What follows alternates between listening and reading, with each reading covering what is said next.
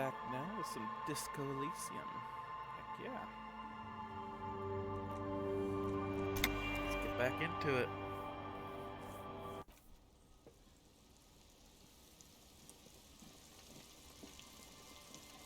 It is a new day. So let's check out the church. Yes.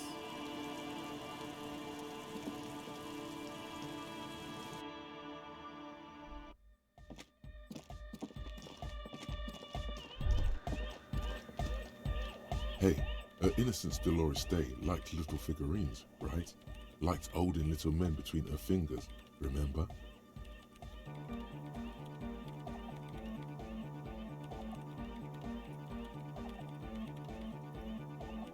You have the Revolutionary Soldier figurine. You should give it to her. Win her back. What? Win who back? I can't win her back. She's a long dead historical Don't figure. be so pessimistic. Love doesn't die that easily. Yes, there's a task of mine now. What? So very, very, very nifty. Nifty and mysterious. This is surely what the figurines are for.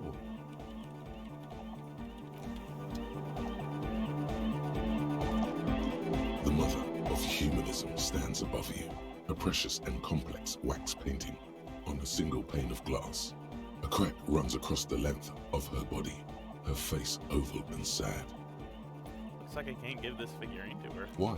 Because she's stained glass window. That does seem to be a problem. Maybe you meant something else? Like what? Is the task still on? I don't know. What are we thinking of? Part of your mind has gone on to other things already. The mother of humanism towers above you. A wax painting on a cracked pane of glass. Nothing has changed in her. Turn away and leave. Yes, what is it? How's the project going? I see that your neighbors have moved in, but all I hear is an anodic dance music. What? What did you say? I said, how's the project going? I can't hear you! The music is too loud! Project, how's it going? Oh, the project! It's not going well! Why? There's that guy! I need him to plug a 3.5 cable into the auxiliary input so that I can route the audio signal through the mixer into the speakers. Why don't you just ask him? He doesn't listen to me! He only ever seems to care about hardcore and yekukata! A place to be, apparently! I'll speak to him, see what I can do. Thanks! Maybe you can get through his magic rhymes! Let me know how it goes!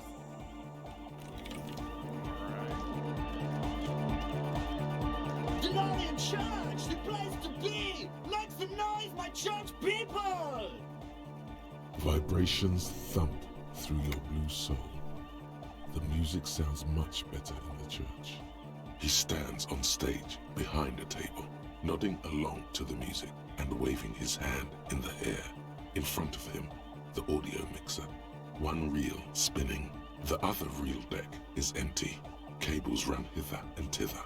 On one side you see an auxiliary line in with the number 4.5 written next to it. Ed, can you please route Sona's signal through your speakers? To the mega! Yeah! I can route it through auxiliary!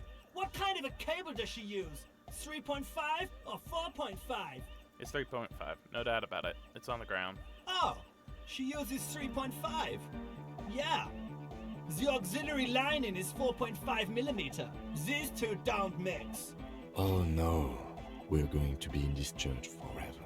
Don't worry, I have an adapter for it right here. Hang on, this is a 4.5. We're all good people! Great! Someone got through to him! Okay, let's get it all set up. Can we turn the music off, please? Egg, the music. Everybody! Everybody! Don't panic! I'm going to turn off the on-off for just a sec. for a special scheduled event. The Arno will be back, but we're doing something else for one moment. Alright, go tell her that Egghead is ready to rave to her tunes, and then I'll turn off the music. Yes, what is it? Alright, I talked to Egg. He plugged in the cable. He can now unmute your speakers. Okay, but think you can ask him to turn the volume down a bit? Just in case. Maximum! Maximum is the only way! I know it is, but could you please turn it down just this instance? Just this one time? Maximum is not the only way, okay? Pump it to the brick! Pump it to the hard master! There's no other way! Glue style! See? He pumps it to the hard master. It's hopeless. I think what Egghead is trying to say here is that the volume button is stuck on the maximum. Of course it is. Yeah! Permanent enlightenment! Ray of sound! Never mind then. Let's get on with our project. I'm going to unmute the speakers on a count of 5. Everyone ready? Egghead pumps his hand up in the air, waiting for the beat to drop. Born ready. Ready. I'm ready if you two are detectives. The lieutenant nods stoically. There's tightness in your chest. Anxiety. Okay, ready. 5, 4, 3, 2, 1. Mute disengaged. No wind outside. No waves. No floorboards creaking. Total, continuous silence. This is unnatural. The woman looks around. In the silence, you see dust move on the floorboards. The driver of the speaker vibrates in the air and then stops. Plasterwork begins to crumble down the walls. In the silence, a low hum starts creeping up your spine. It's a song inside you, not in the speakers, not in the room. A great bass sigh in the basement of your mind. Slowly, it builds until the air around you starts to vibrate. It's out there now, in the world, made manifest. It will devour everything. The floorboards, the glass, the streets and the people. Nothing will remain. Guys, what's going on?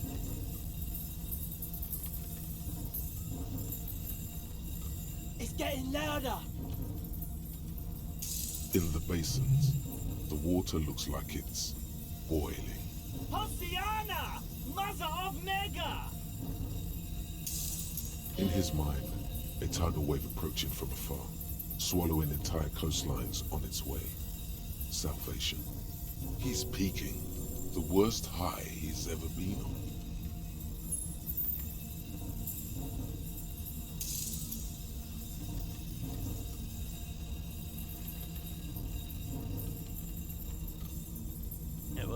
It was in me at first. The beauty and the beat!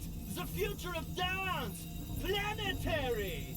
No, Egg! It's the window!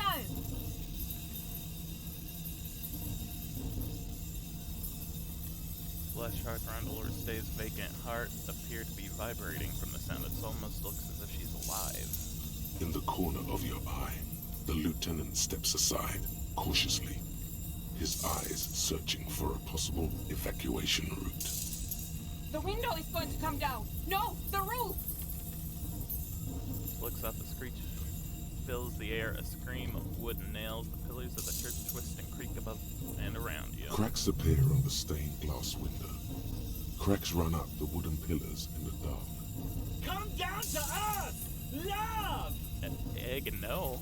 Below it, all the bass grows, like the jaws of a giant compressor gnawing on metal and wood. It does not sound benevolent at all. It's shaking the building's foundation. The floor twists.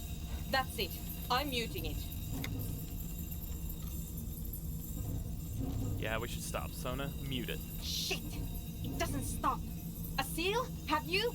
Yes, I've turned it off. Andre, pull the compressor. The place is gonna come down. Fuck! I can't shut it up.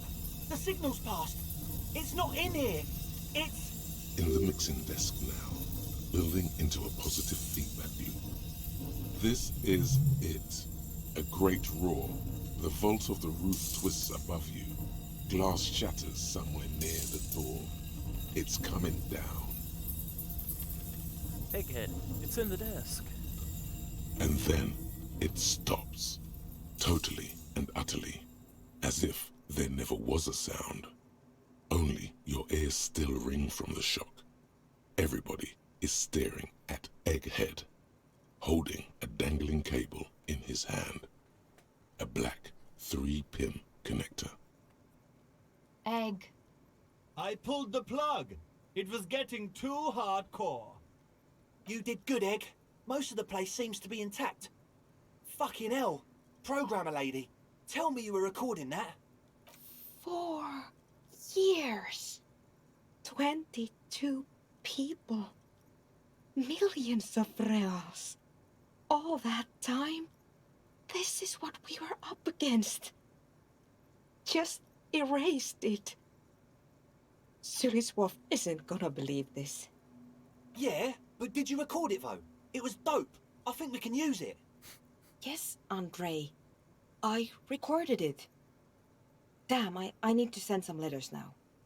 Thank you all for doing this. Eggman, you too. And you, officer. I don't know what we've discovered, but I know what it sounds like now. That's a start. Kim, did you hear that? It was very hard not to.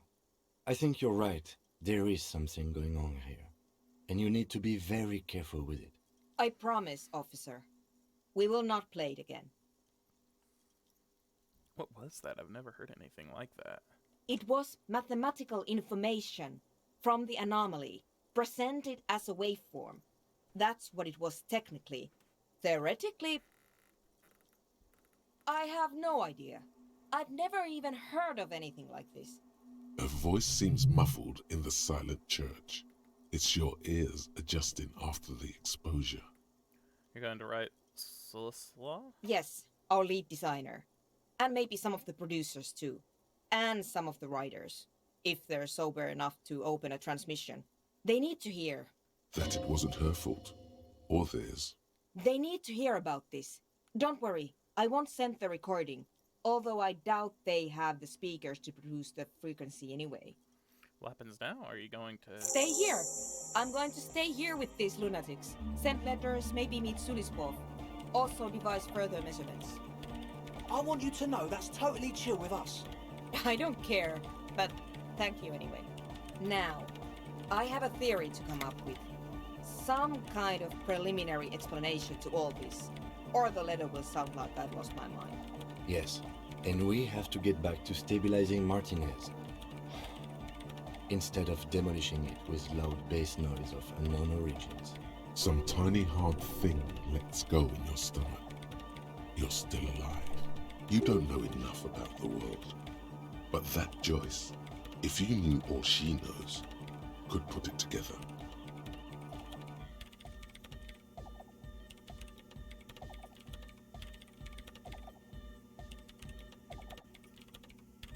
Okay, we'll leave for now. Good morning! Yeah! Oh, that- Hardcore!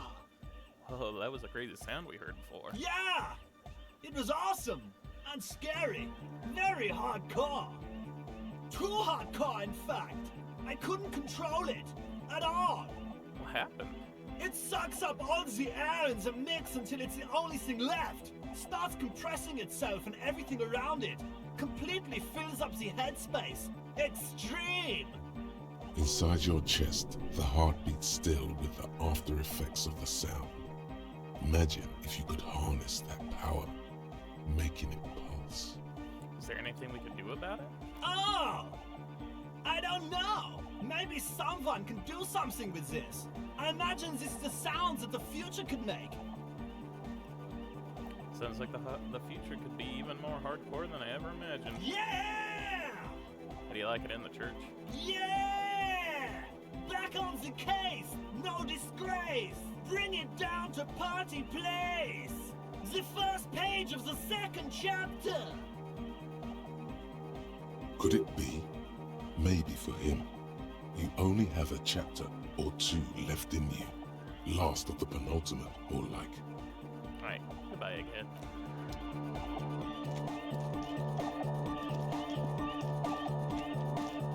Yeah, it's all set up, man.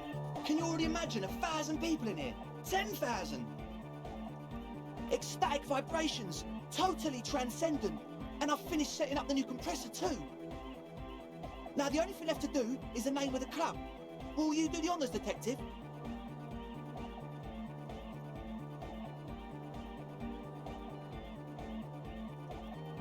What do you propose as the name, Andre? The name! Everything I managed to come up with sounds just wrong. Andre's overthinking it. Yes, you should do it, detective. It would be good for the signs. Noid's right. You've helped us so much. It's the right thing to do. Cell, what would you suggest as the name? How about something simple? Like the club? Too modern and too ironic. We don't want ironic. We want real. Real and true and beautiful. Like a morning after the rave. Egghead, you must have a lot of ideas. Yakokata! Yakokata! The place to be! Yeko Qatar, the zone of ecological catastrophe. That's too morbid, Egg. Got anything else? Hardcore! Hardcore to the nega! No, it has to be bigger than hardcore. Yes, it has to be even bigger than hardcore to the mega. It has to be bigger than the scene. Lloyd, give me your 2 cents on the The amnesia. Like the... I can't remember the name of the club, Amnesia. Amnesia! It's not amnesia, guys. The name. Everything I managed to come up with sounds just wrong. Andre's overthinking it. Yes, Noid's right. You've helped us so much. It's the right thing to do. Suna, do you have an opinion on this? I don't. Good. We have too many opinions anyway. Kim, how would you name the club? I wouldn't. I wouldn't build a club, and I wouldn't name it either. An underground place with no name? Sounds like something the Crabman would say. We're not going with anything the Crabman would say. Why not? The Crabman has ideas, Estelle. Ideas from another level of consciousness. I don't care. I don't like the Crabman, and I don't like his ideas. His ideas are spooky. Next, please. I think I've come up with a name. You have? Well, what's the name? The Disco Elysium. No truce with the Furies in Rivasol West.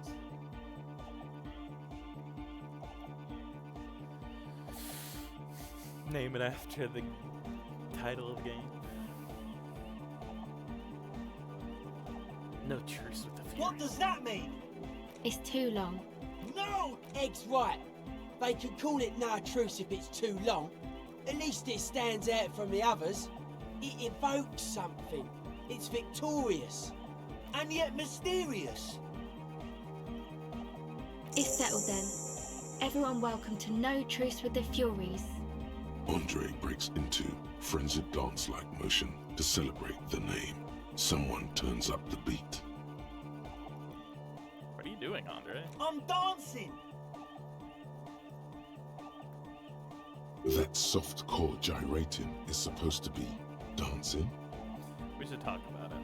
We should talk about your so-called dancing. Yes, my man. Talk? What is there to talk about if you can express yourself with moves? Audio waves thump against your ribcage. The speaker setup makes everything sound much better. But there's a noticeable lack of something. Goodbye, officer.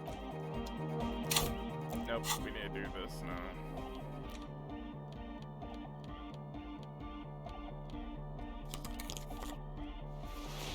Minus to it, never mind.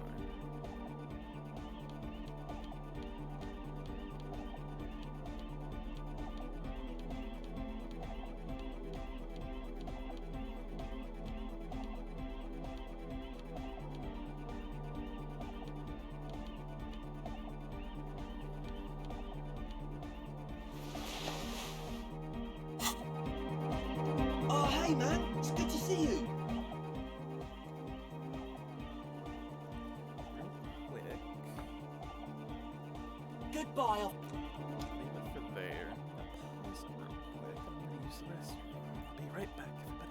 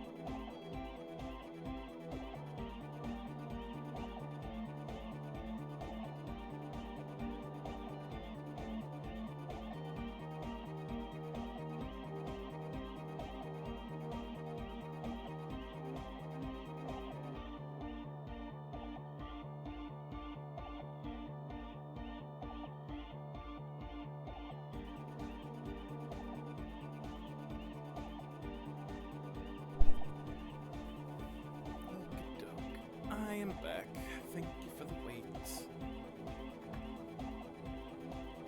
I don't have enough. I have 3 skill points though, so I could put 1 in. Put 1 in.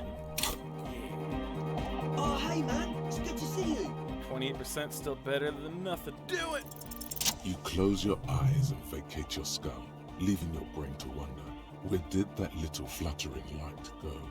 Total darkness. You sink down the darkest fathoms of your own personal deep, vertebrate by vertebrate, through the unformed skulls of your mind. Of your mind or your spine? Because he's definitely said mind, and it definitely he says spine. Here it will begin. Where did the church go? Who fucking cares?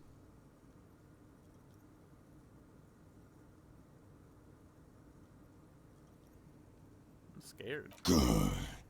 You should be. Where did the music go? Oh, don't worry. The music's still there. It's you who is gone.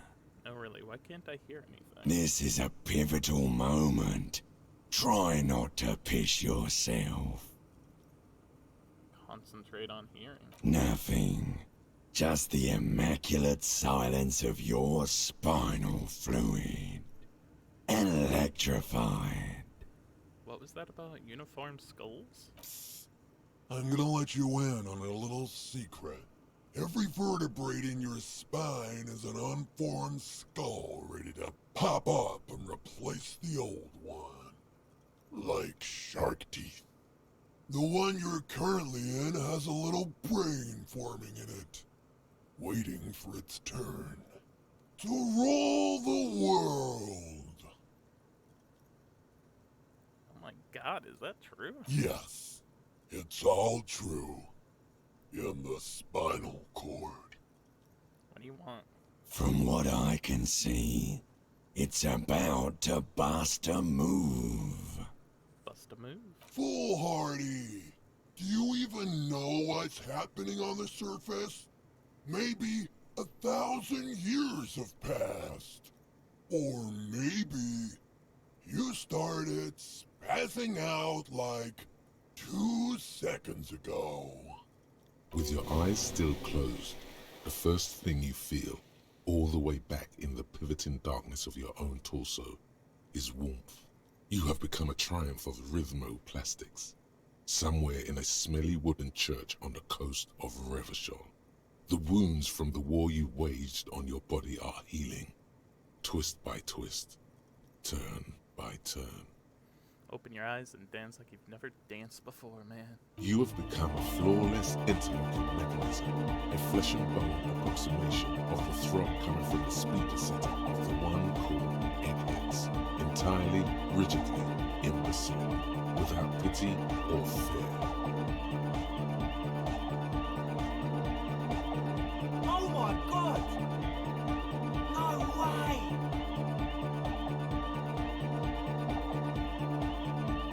This is really happening.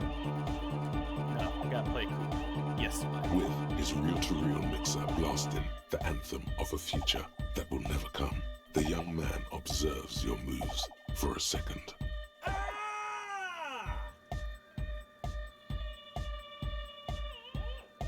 He throws a screwdriver and a bunch of drill chucks into the corner and explodes into dance.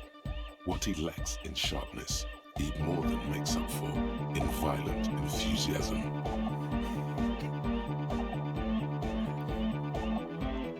Janessa, what are you doing? The young woman lifts her headphones up slightly and raises her chin, looking at you expectantly. Asil, aren't you going to dance? No, recording. The lead programmer throws the other young woman a knowing glance before turning her attention back to her own work.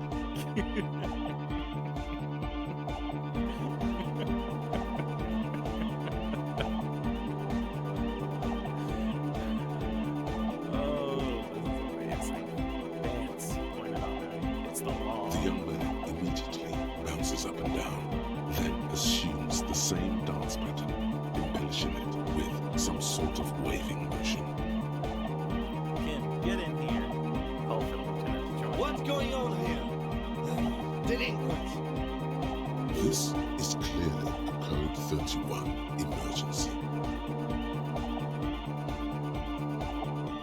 Code 31. Code The 31. lieutenant squeezes the bridge of his nose. The lights reflect off his glasses. He's obviously having trouble adjusting to this new reality. A Code 31 emergency? Really? Yes, officer in need of assistance. On the dance floor. The lieutenant crosses his arms with a bemused look. What's happening?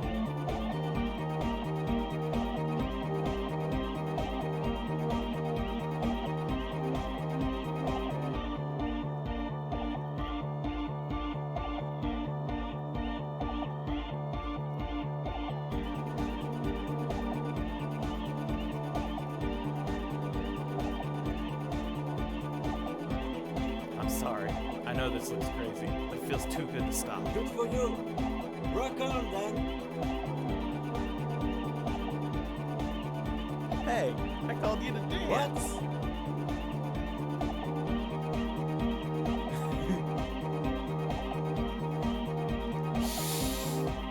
Oh, it's a rich.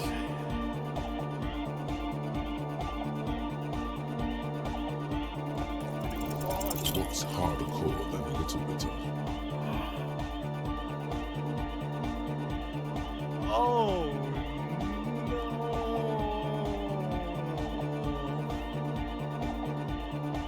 Oh no!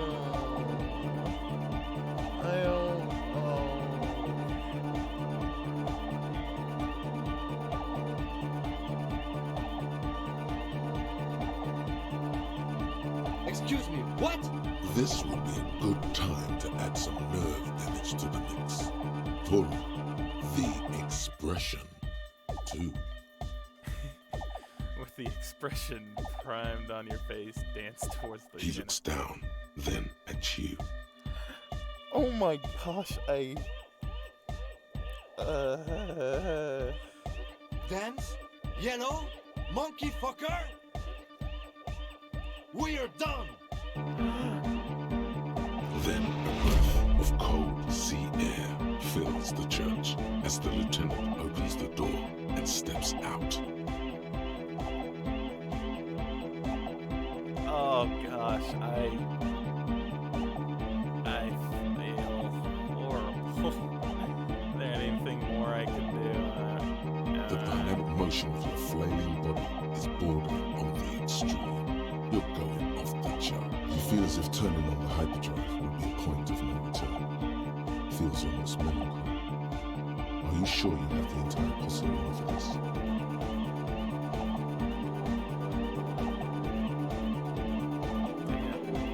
Here we go again! Hardcore filthy air! The sound above my head!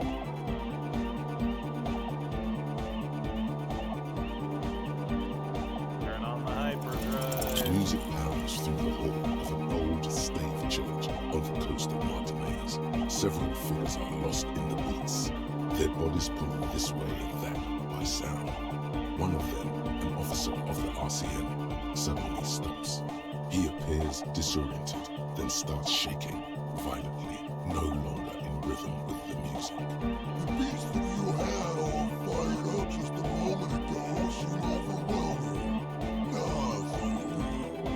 They shift and multiply like pieces of colored glass in a kaleidoscope. You're gripped by panic, alongside a dizzying feeling of deja vu. Then everything goes silent. I feel like this has happened before. Could be. It was almost like the utter unpleasantness of the experience was breaking through the barrier of your recent memory loss. Maybe your memory loss was caused by something like this. What's happening to me? Not sure, but it's definitely not a normal dance floor experience. There's something seriously wrong with you, bruh. I should get help. Do you know how long it would take to figure out what's really wrong with you? The interviews? The poking and prodding that you'll undergo? All this excitement of dancing and dancing harder. And even feigning real hard is better than dragging your feet from office to office, examination room to examination room. All mercilessly white, bright and smelling of antiseptic. What happens next? You'll lay here in complete darkness for a while, far away from everything and everyone. Then consciousness will slowly begin to return. It won't be fun, but you already know. It rarely is. Oh, there you are, man. Don't worry. I've seen this happen before to people partying too hard. You're dehydrated and all. Where's Kim? Don't know what happened between you guys, but it was not cool. You should go out and talk. Give him a moment. See? This is why you need distilled water. How long was I out When for? exactly did you lose consciousness? When you started shaking or when you were already on the ground? 30 minutes or so? I think I had a seizure. Nah, you just raved too hard. The beat gets so hard, you know, and you were rolling super hard on it. Maybe this is what happened to me when I lost my memory. It did look like you short-circuited. Yep, sounds like a seizure. And you probably had a more massive one a few days back. But all kinds of things could be wrong with you at this point. You've known that much all along. Meanwhile, you still have a killer to catch. It was intense, but I'm pulling myself together. Boy, I'm all out of juice. Yeah, go apologize to Kim.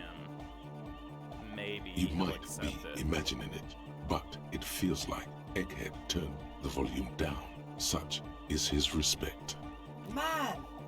Now, man! Now imagine if we could do that, right? But with like 1,000 people. End of human development. Mission complete. I'd accept. All right! You're absolutely beat. Muscles relaxed and feet like noodles underneath. Maybe I need to ask you, what's with the hair? It's to express my individuality. Is that a bald spot? It's hard to tell for sure with the fused together spikes, but it looks like he's balding. Is it important for you to be an individual? Of course it is. Otherwise, I'd just be another poor guy with no education and no money. General issue, man. Now I'm all that, and I have radical spikes. Or is it because you're balding? Or because I'm balding, yes. I want to fuse the remains of my hair together before it leaves me. I want to show my hair. I don't give a fuck how old you think I am. I'm 20. How old are you, Andre? Not 20. Fair enough. Maybe it was a bad idea. Anyway, Leave it for now. goodbye, officer. Goodbye, Andre.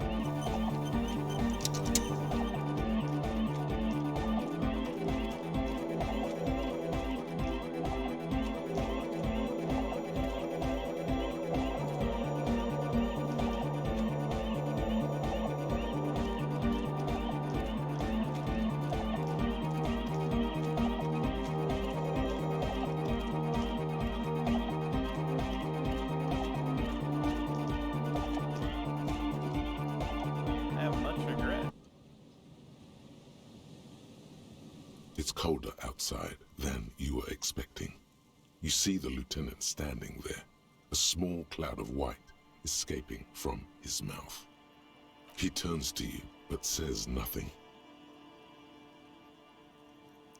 I think I fucked up back there.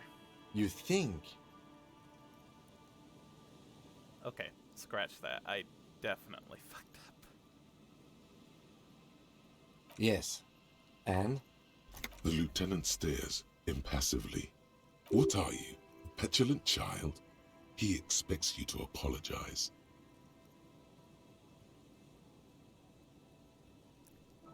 I was out of line, so yeah, I'm sorry. Let me ask you something. What do you see when you look at me?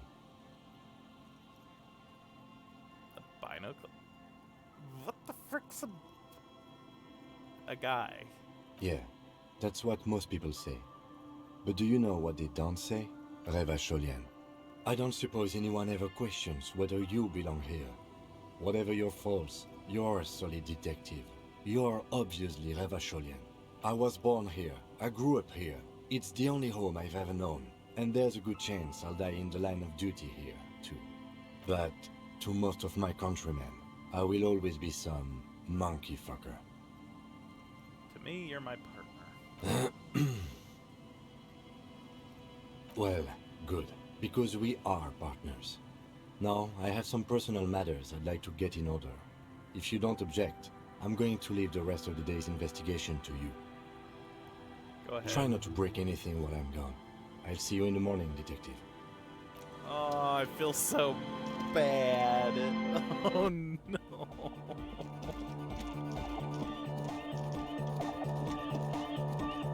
She's whistling a melody, her trusty contact mic attached to a wooden pulpit. At the sound of your footsteps, she stops what she was doing and turns to you. Hey there. I've been recording some new audio from all these beams and rafters. The sounds travelling through the wood are pretty cool. Creaks and stuff. Like you're underwater, you know? But like, underwater inside a tree. And yes, I'm being more like Contact Mike, alright? Don't even bring it up. Okay, I fine. really wanted to say, thanks for getting me and my friends in here. And we even found some new associates, such as they are. How's everyone doing? Good, I think. Noid is getting a read on the place. I think he finds the carpentry very impressive. Andre's been setting up the compressor and dancing. Egghead's been keeping the party up. He's got the stage under control. Sauna, the programmer, she's doing whatever she does. Behind that radio computer of hers. She doesn't talk to us much. And the Crabman hasn't shown himself, thank God. Now, can you tell me about your associates? Sure. You helped us out. I can repay the favour. What do you want to know? Tell me about Suna. Ah, she's a bit odd, I have to say. Doesn't talk much. I'm not really sure how to vibe with her, you know? Seems like she's not in a very good mood most of the time. But earlier today she told me about Welkins. And she seemed oddly happy, like she had some idea with those little creatures. Some artistic idea. I didn't really listen, I was busy with my mic. What about Tiago? Oh, the Crabman. Still gives me the creeps the way he moves. But he doesn't actually come down that much, just climbs around the rafters. I just tried to stay away from the Crabman. But he talks to Noid. They seem to have some thing going on. Oh, he talks to Noid? What for? Beats me. Noid said they get along somehow. They're both crazy enough, I guess. What does he do up there? Who knows? He doesn't really answer our questions, see? Not that it's easy to ask them. What are we supposed to do, yell up at the tower? Thanks. About the others? Who do you want to know about? Tell me about Andre. Andre? He's a cool guy. Doesn't really come off as one, but he is. To me, at least. He takes care of shit. Sorry. I mean, he's got a vision. For what life should be, you know? He tries to push things until everything falls into place. He's an organizer. What has he organized? Nothing. But then again, there's nothing to organise around here either. He really wants this church thing to work. Must have taken it as a sign when he found it abandoned like that. Said it was an augury. I don't know where he got that from. Andre's not super intelligent. I've never seen him so psyched about anything though. And he's often psyched. Looks sort of desperate, like it's his last chance or something. Or maybe he was just high. I mean, not that he does drugs, just high, you know?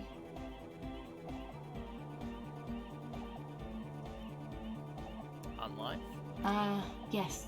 Anyway.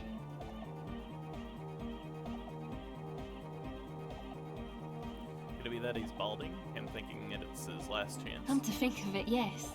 He's in some kind of a self-destruction mode with that hair of his. Bleaching it like that. Probably wants to get rid of it altogether. Is Andre your boyfriend? Yes. Tell me about the church.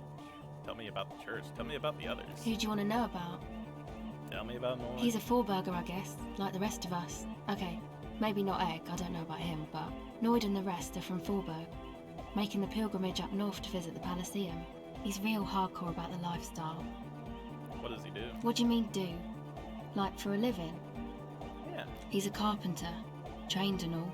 He's very good, he just doesn't have the mindset to work like that. In a shop somewhere.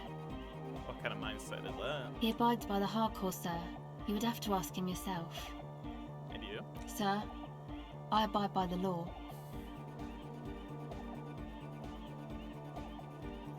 It's a switchblade smile.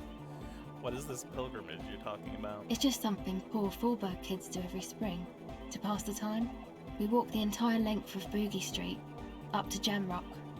Or as much as possible. Why wouldn't it be? I don't know, man. Have you been down Boogie Street? It's a little bewildering.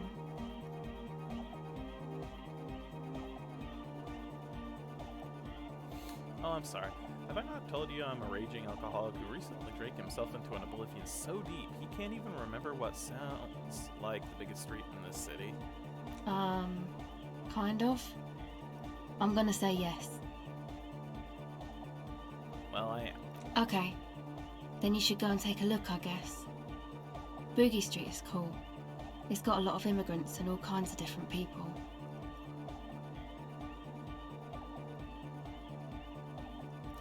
I might just do it if I make it there alive. Yeah. I hope you do. Tell me about the others.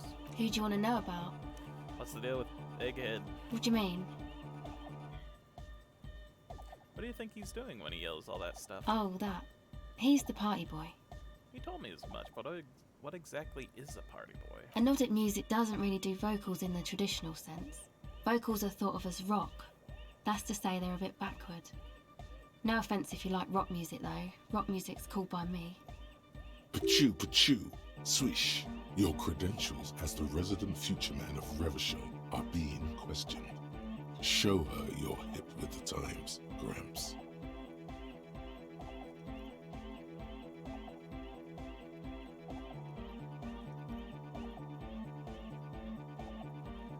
God damn right, rock music is the coolest. Rock music forever. Yes, forever. Anyway, even if you don't have vocals, you still need someone to say something every now and then, right?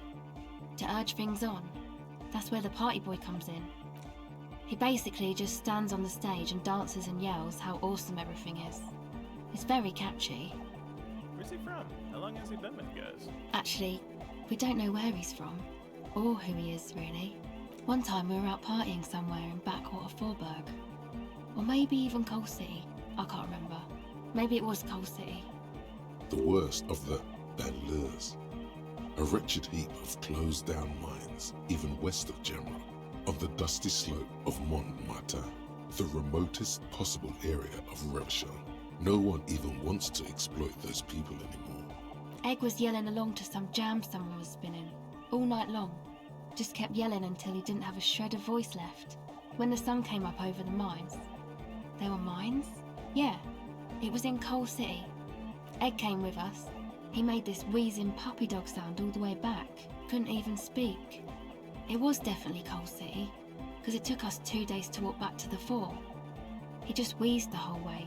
We never really asked why he came with us, or who he was. I think his name is Jermaine. People are sweet. You can see it must have been a great night. The memory causes her to go silent for a moment or two. Tell me about the others. Who do you want to know about? Actually, do tell me about yourself. Me? Again? Actually. Yes. Better that way. Me? I told you. There's that phrase again. Really reminds you of something. What does that mean? It means I don't answer questions about myself. Fair enough. Thank you. Thank you. Some other Sure. questions.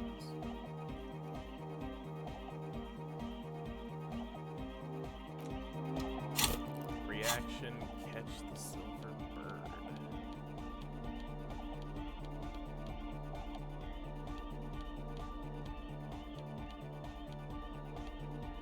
Oh, do I even have anything for reaction speed?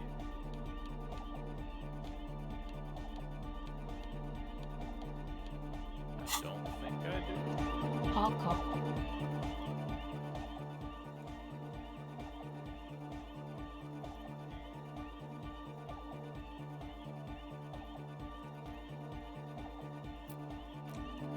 what that's gonna do, so I'm gonna go with no. You got us in, cop.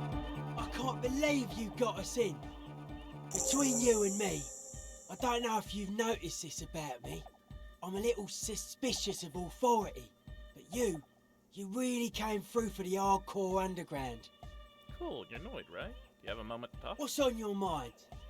What do you think about this church? It's a miracle of carpentry. Dead bodies carved into total shapes. Now it can be something more. You say that as a carpenter yourself? I don't say much anything as a carpenter anymore. They tried to make me into a reckoner and a leveller. Made me a bit manic, you know. I regret the time I dedicated to that profession and that worker collective. I say things more as a member of the hardcore side dance community these days. Understood. The material knowledge is mega though. Guild shit. Teaches independence. How old do you think this church is? Over 300 years? That's right. The first settlers built it, plus 6 more like it, on the coast here. Was one of the first things they did. Must have been really scared of something, but I understand. Alone on an uninhabited archipelago, forced to face themselves and nature. Pre-industrial quantities of solitude. The sea, perhaps something more fundamental. I would want to build a safe place for myself and my own as well. Something more fundamental? You mean the sound anomaly? Maybe they were unable to face the nature of the world, perishing. What style is this church built in? A cop who's into building critique. Okay then, this is folk DeLoreanism, lawmonger. It's a subset of early DeLorean architecture. Okay, what is DeLorean architecture like? Total. Everything between an ancient concrete cathedral and a glass cube is DeLoreanism. This is just an homespun version of it. Folksy stuff. Early mass production. They made thousands like this. Does that help you out? What would a DeLorean building look like? Like that woman there. Vertical, thin, white. A false image of grandeur. The source of the system is up there. You're at the bottom. They really dug that power vertical. Like to show off large and intricate structures. Arches, spires. Put you down with them. They were really into painting everything white too. Virginal shit, you know. Marriage shit. Virtue and tyranny.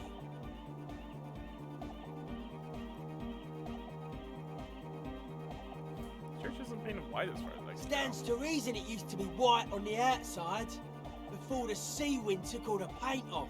Year after year, flake after flake, whitewashed clean, then covered in green moss, slowly peeled by the wind. Your skin crawls from the sensation as you look around. What do you mean by dead bodies? Dead bodies are perennial plants. Sigma functions have left this place.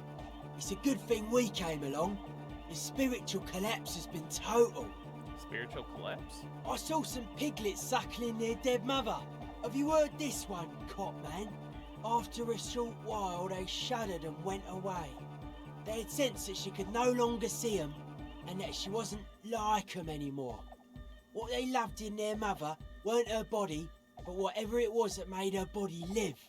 End of quote. This is an high-quality carcass. The power of anodic beats and hard bass is needed to reanimate it.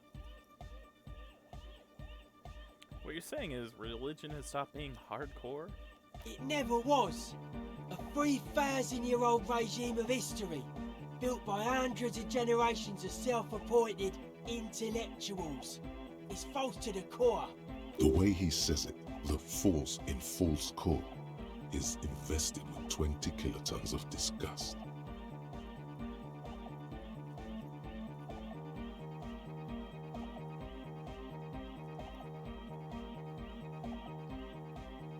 You guys said the Ecclesiastes were all about love and hardcore before, remember? I only said unity. One word. Figures of authority always misquote you.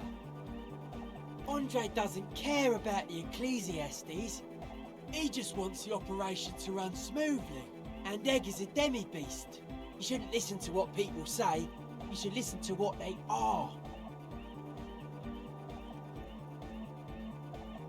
Your proposed dance music will supplement the system. Anodic dance music. Supplant the system. Regular dance music wasn't hard enough. And yes, I do. You know what this kind of stuff goes well with. I don't need to be an art. Your pleasure response was more like, just wondering if he has any. How do you like the glass work? I don't. Fucker giving me the evil eye.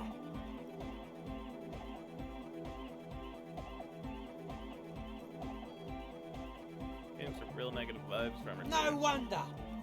We have to get rid of it. Dismantle it. Can't dance with a giant mass murderer looking at ya. Not a good look for the club. Mellow, man, mellow. No one's a mass murderer. This is a house of love. Mass murder on the floor.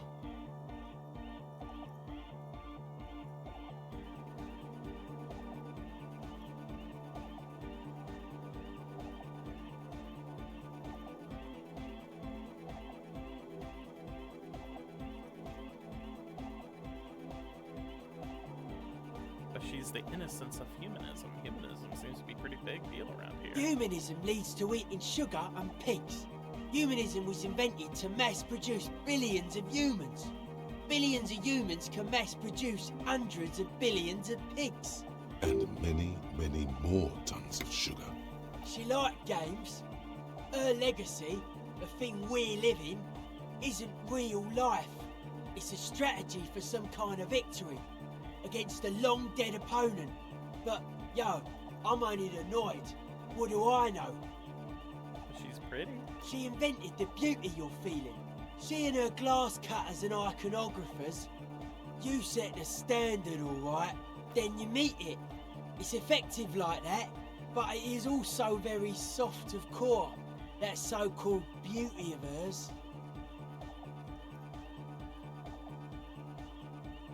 So anything but softcore is terrifying. You may be onto something, Copper Man. She's got those mass murdering hips. I do feel like there's something terrifying There about her. is. She is a party repellent and must be taken down before we can begin partying in here. No, that's not it. It's something more. Something closer to your skin.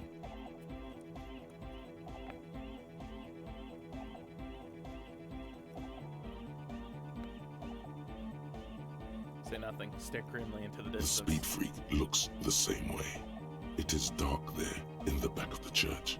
For a moment, the music echoes strangely. Isn't she supposed to be an embodiment of the world spirit? The world spirit does not have a body. It has organs. Hardcore is an organ of the world spirit. This Arno van Eyck track is an organ. The carpentry and glass cutting that built this house are also organs. She's a thief, if you ask me. An organ thief. All innocences are. Would you say, that she was human? I like this question, Cop Man. She did not live the life of a human. She lived like someone who's playing a game. The life of an operator. That's not the life that humans live. She was adored. Humans aren't. I don't know about you, but they hate me. And they do not think I'm innocent or some shit like that.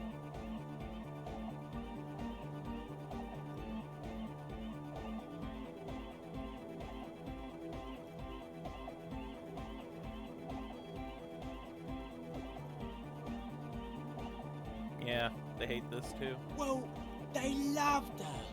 They put all their love in her and forgot all about the rest of us. Yeah, I'm done talking about her. I don't want to think about her anymore. What a strange choice of words. Caustic, overflowing with negativity. That can't be healthy. What's happening here? Why do you keep coming back to this window? I don't know. Well, you shouldn't. You shouldn't come back to this anymore. Stop talking about it. please. Let's talk about the glasswork again. I've been thinking about Mass it. murderer? Why? But Okay. how are you settling in? Hard to say, cop man. Signs in here are distinctly wild. Gonna take a while before everything's properly synced. I did get to talk to the crab man though. You mean Tiago? Anyway, he's been giving me kind of a psychic rundown of this place. Dude's seen some crazy shit, but he's actually a lot like us.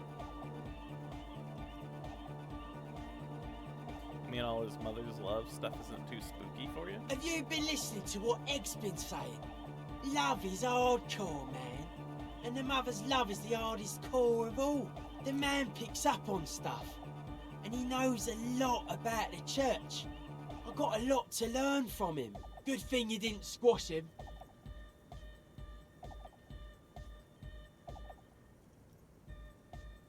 What did Tiago tell you about the church? The crabman's been lurking here for a while. He's experienced things. Things that give off bad signs. As far as we can tell, the Ubies built this place about 320 years ago as a sarcophagus. Do you mean there are dead bodies here? Not like a literal sarcophagus. I'm just being metaphorical. What's it for? Encasement, confinement, of something they were afraid of. Something new and unheard of on the Isla.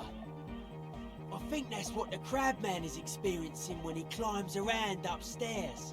Like, this is some old world shit the Ubies had heard about. I thought the best way to deal with it was to build a church, surrounding it, to contain it. I don't get it. Contain what exactly? I don't know. And it's not something they properly understood either, what it does. But it's what this Sona person is looking for, and trying to measure. It'll be fruitless though. She won't be able to measure it. People like that always want to measure everything. All those things they really can't. The wood creaks as a gale blows by outside. Dust particles fall through the darkness, settling down on the age-bleached floorboards. The structure does not feel particularly durable. This building seems less than structurally sound. No, it's pretty fucking unsound if you ask me. They should have built a club for anodic music around it instead. Anodic music will definitely contain whatever we're dealing with. And if it can't, well... What makes you think Suna's gonna fail? Seems to be the trend around here, doesn't it? You can't measure shit like this. It's not like... substance.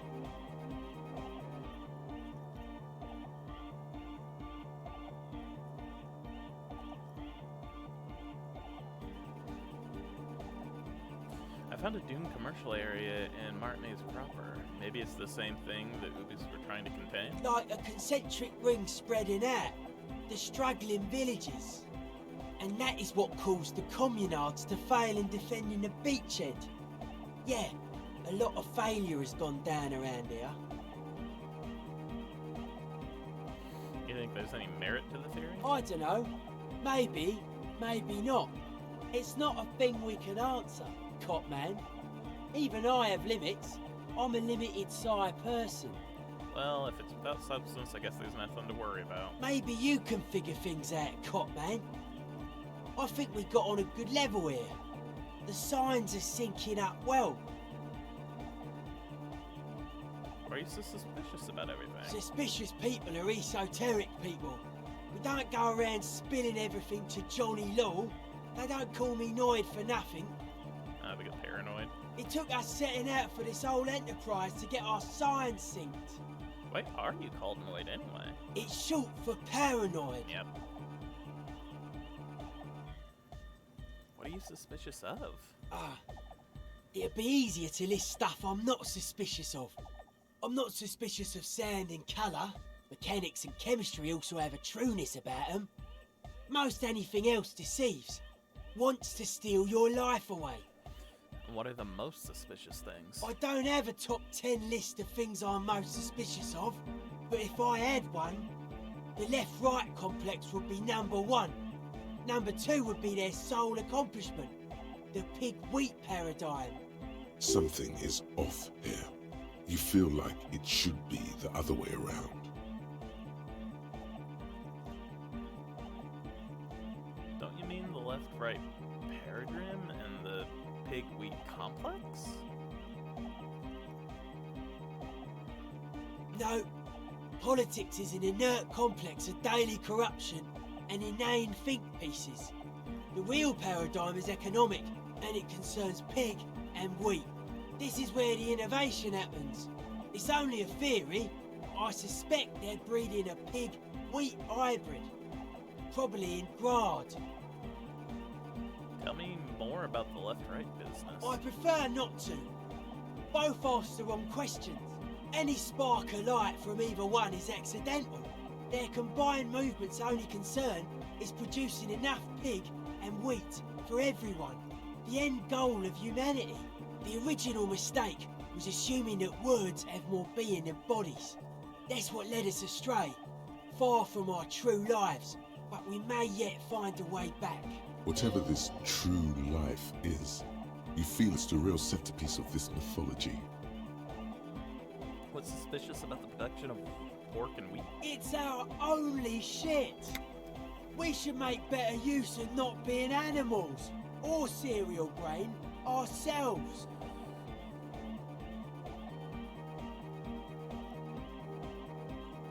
What's bad about animals? Animals are cute. Nothing. Animals are cool, guys.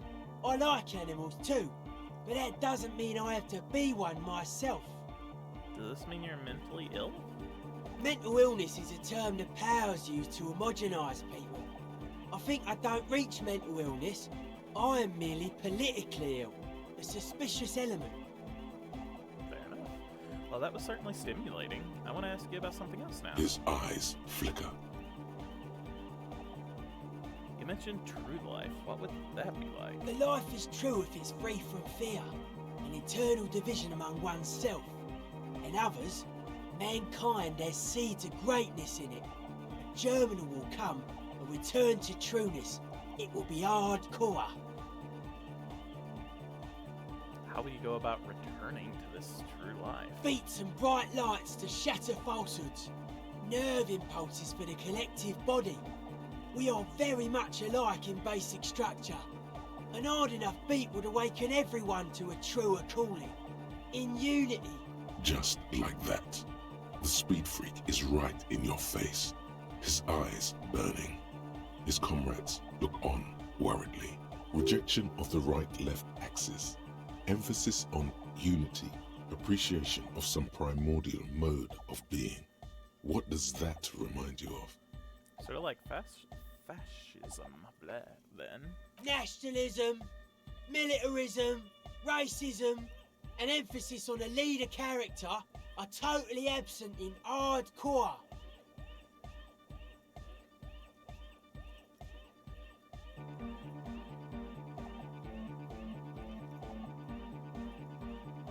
Fair enough. Just making an observation.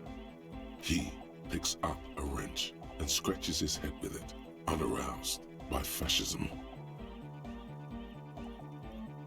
Keep mentioning hardcore. What does it mean to you? Utmost dedication. Thoughts from the spinal cord. It's a potent superlative as well.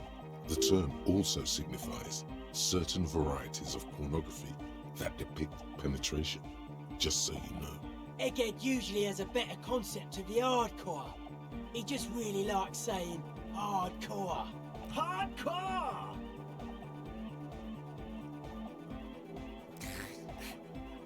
The term hardcore also denotes a strain of pornography that depicts penetration. Did you know that? That's a pretty hardcore coincidence, don't you think? Yeah! So you're advocating a noise-based society? Many non-Occidental cultures share a beat at their art. Thus, they are closer to true hardcore life. There's just never been enough of them, and they had to rely on some extremely basic percussion. Let's change the subject. Oh yeah, sure thing.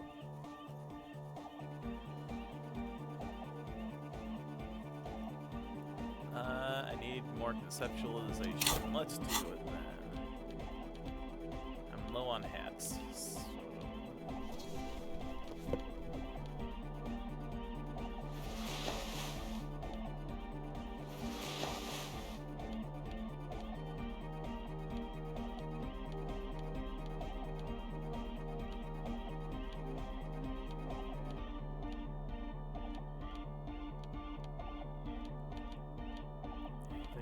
Art's conceptualization.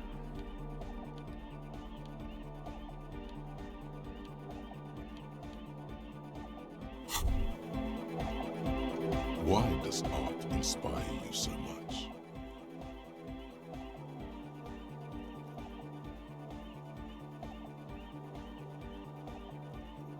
No, art is free. It does, yes, but what is art? Excellent question. Art is a diverse range of visual, literary, auditory, and performative creativity. It's an expression of imagination and technical skill. Additionally, it's history, criticism, and pure enjoyment. In short, art is the highest form of human communication, representation, narrative, emotion, and agency intertwined. Would I fit into that role? I mean, Have you looked in the mirror lately? You have the exact features of a savage art critic, with that beard and those clothes, disheveled and prophetic. Perhaps you should try to critique architecture too. I guess I have been feeling critical lately. Yes, you seek substance. No vapid representations and reproductions of social mores as made manifest in stuffy biennials. We're talking real, living art here. Become the art cop. Half art critic, half cop.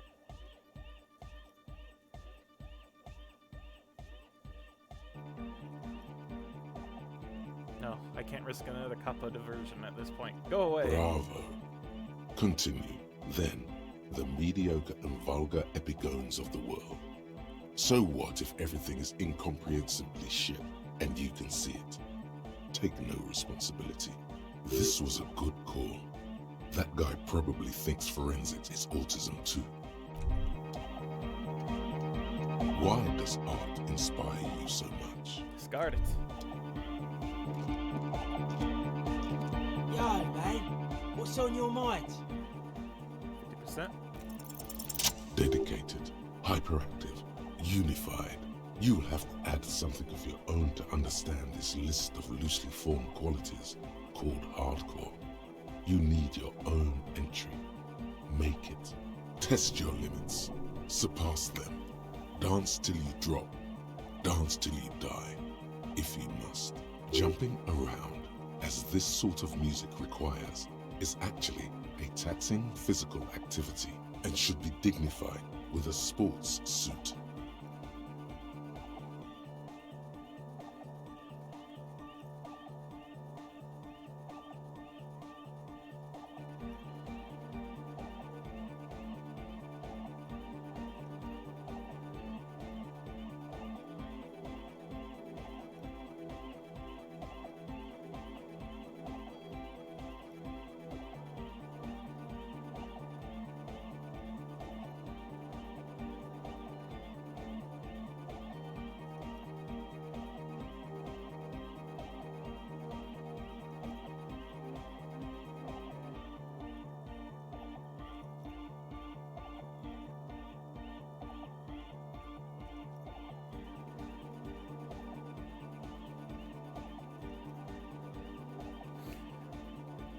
I'm thinking of wearing sports apparel as my hardcore getup to maximize mobility and limbs. You might as well make it complete with a whistle then. What's with the clothes? They're hardcore. That's it? They're just clothes. I thought there would be more to It's it. just a style, you know, normal hard style. Anyone can wear it. Talk more Dead about this body, place. spirit entered. What is there to talk of? Something else. Sure. Dick Aranoid. Yes, what is it? Okay. Can't do more with her yet. Anything new with Ed? Good morning! Yeah! Alright. Let's get out of here, I guess. They're officially done with the church.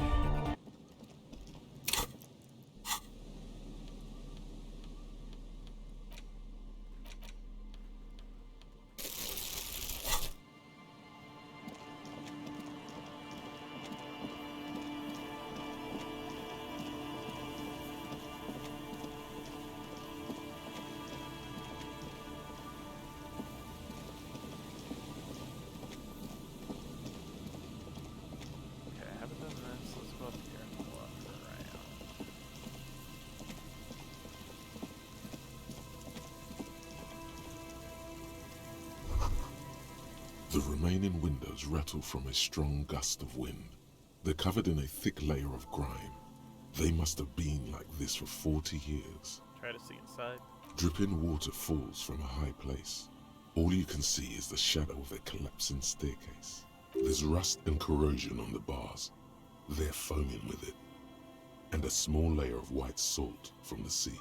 Finish thought.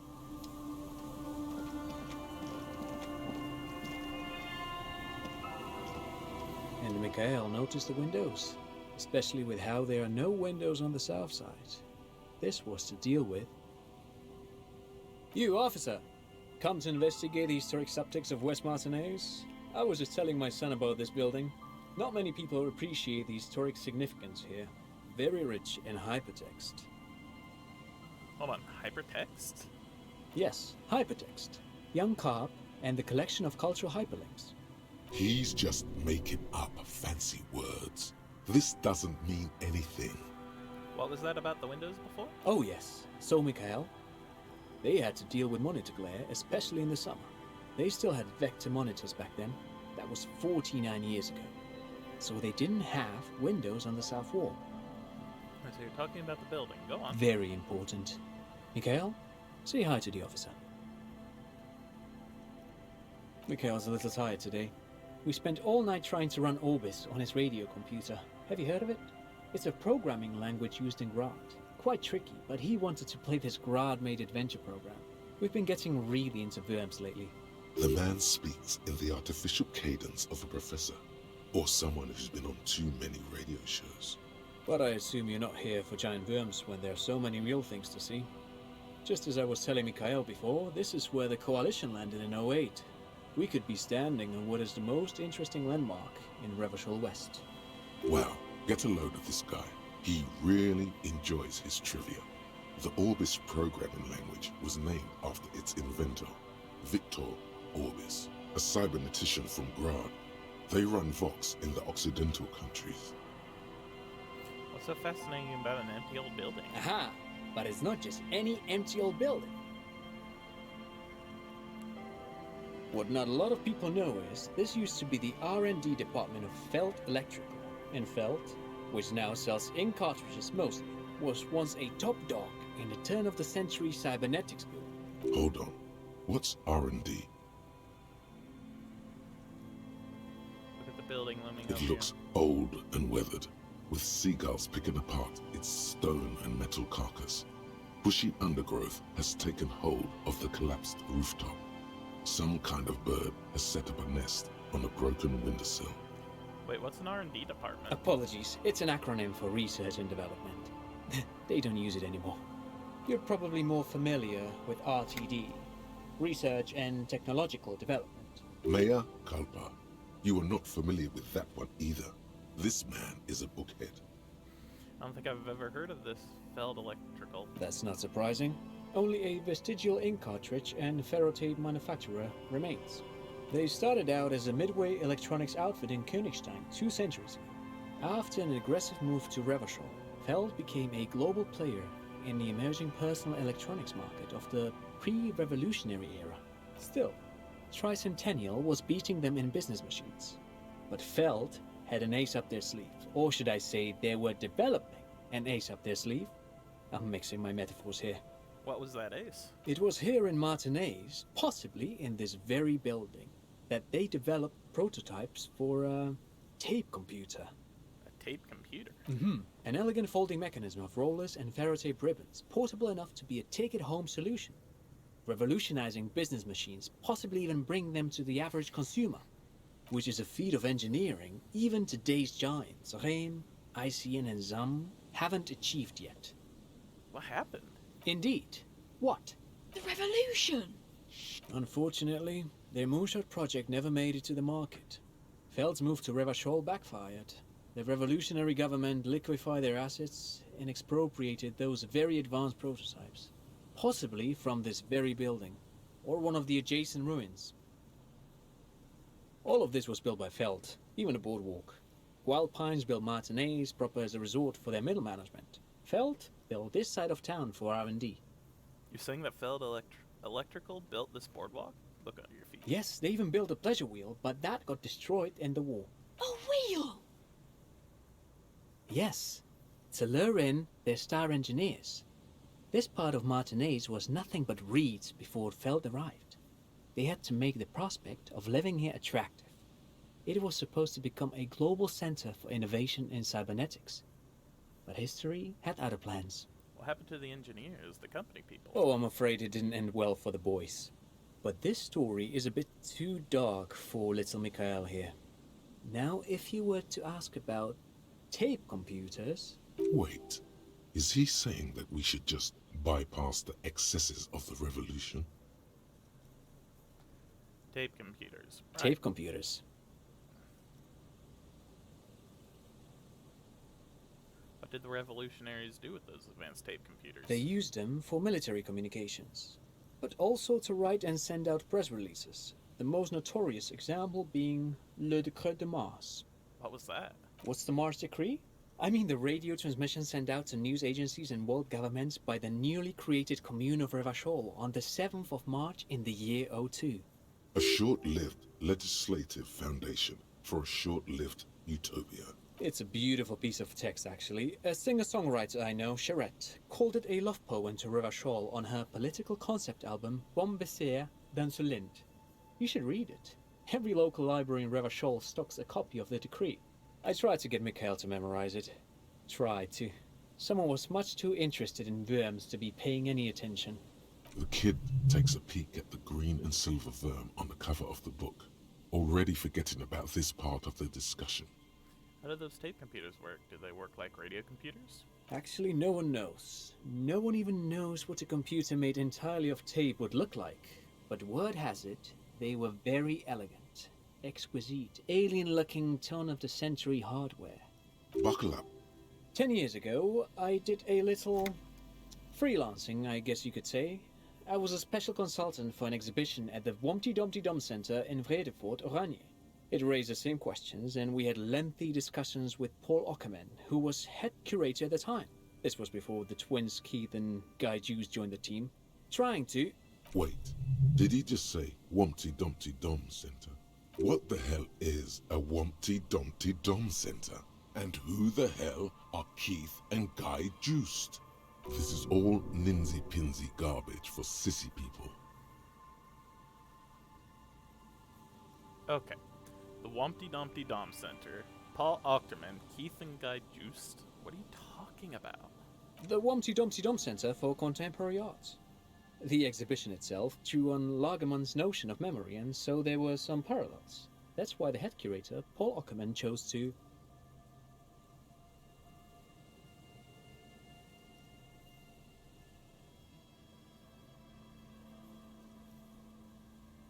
Come on, there is no place called the Humpty Dumpty Dom Center of Arts. In fact, I'm not.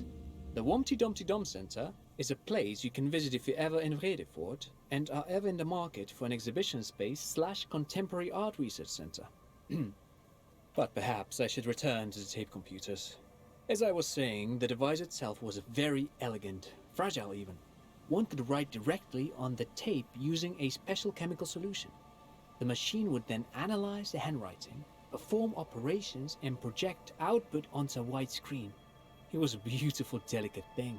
Made of black film and folding tape structures. Cool. Very, very cool.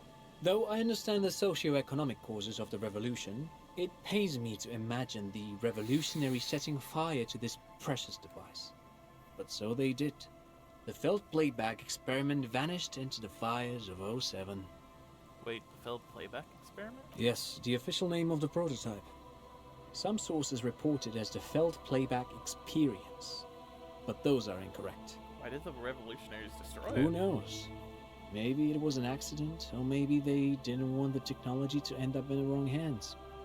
Either way, they're all gone now. All 3 versions of the prototype. Nothing but debris and ashes remain inside that building. But of course, what else?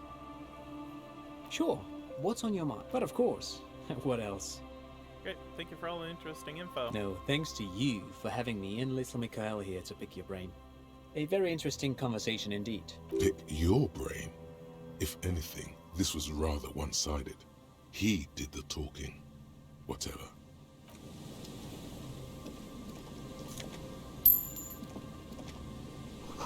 The power box, it charges nothing now. It's empty.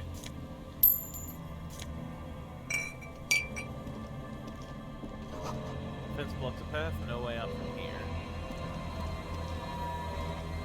You see a once bright mural towering above you. The signage has peeled off over the years, but you can still make out Feld Electrical R&D. A slogan used to intertwine with the loops a long time ago. Now, only a shadow of peeled letters remains. It says, "Tomorrow is just a whisper away." Tomorrow's just a whisper away. Ah, yes. Their famous motto. A fine example of technological optimism from... Says something, but the wind blows and you can't hear him. Turn away.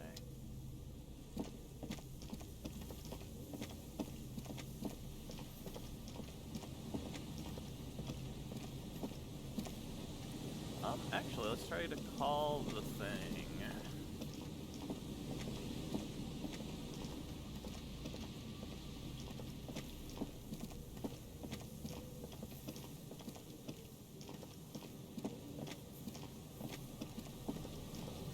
A metal payphone. You hear the tone. The machine is inoperable.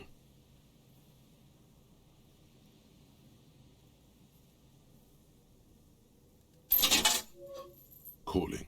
Still calling. This feels wrong. Should you be doing this? End of tone. Someone... Pierre? Is that you, Pierre?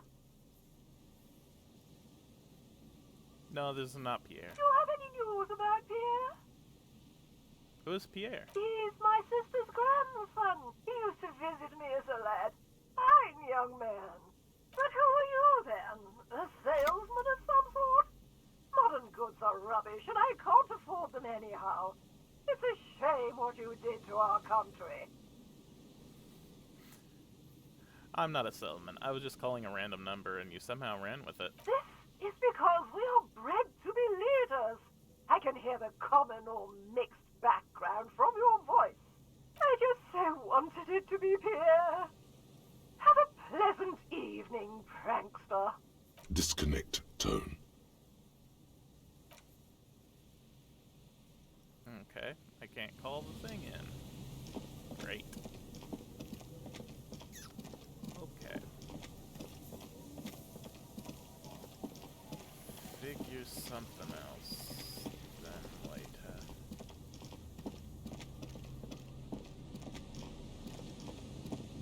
I did this. I remember that. Tiny cages carefully constructed. Here we go. Nice and easy.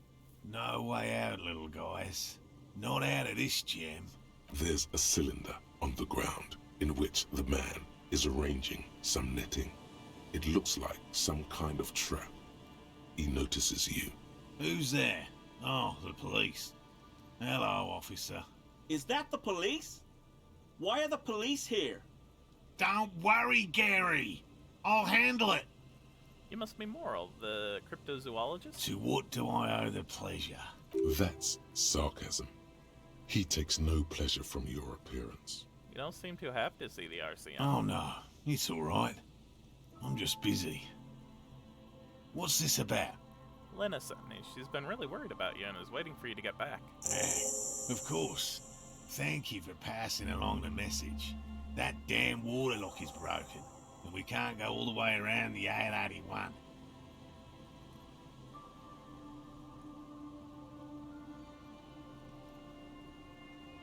Yeah, that was me. I'm gonna be honest. I broke the water lock with my motor carriage, but it's fixed now. You can go back. You broke the water lock with a motor carriage? There was a billboard in the canal. Not a vehicle. It said Samaran Butter. No, see, I jumped over the canal in my motor carriage, tearing through the Samaran Butter sign, which fell into the canal, blocking the gates. I used the pawn shop as a launch ramp.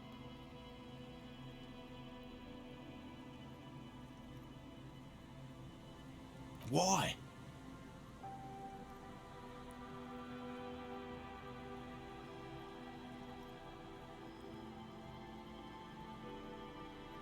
Because I needed to drive into the ocean. Sure. But you said the waterlock is fixed now. So we can go back. Did he say we can go back now? Yes, Gary. We can go soon. If you see Lena, tell her I won't be long.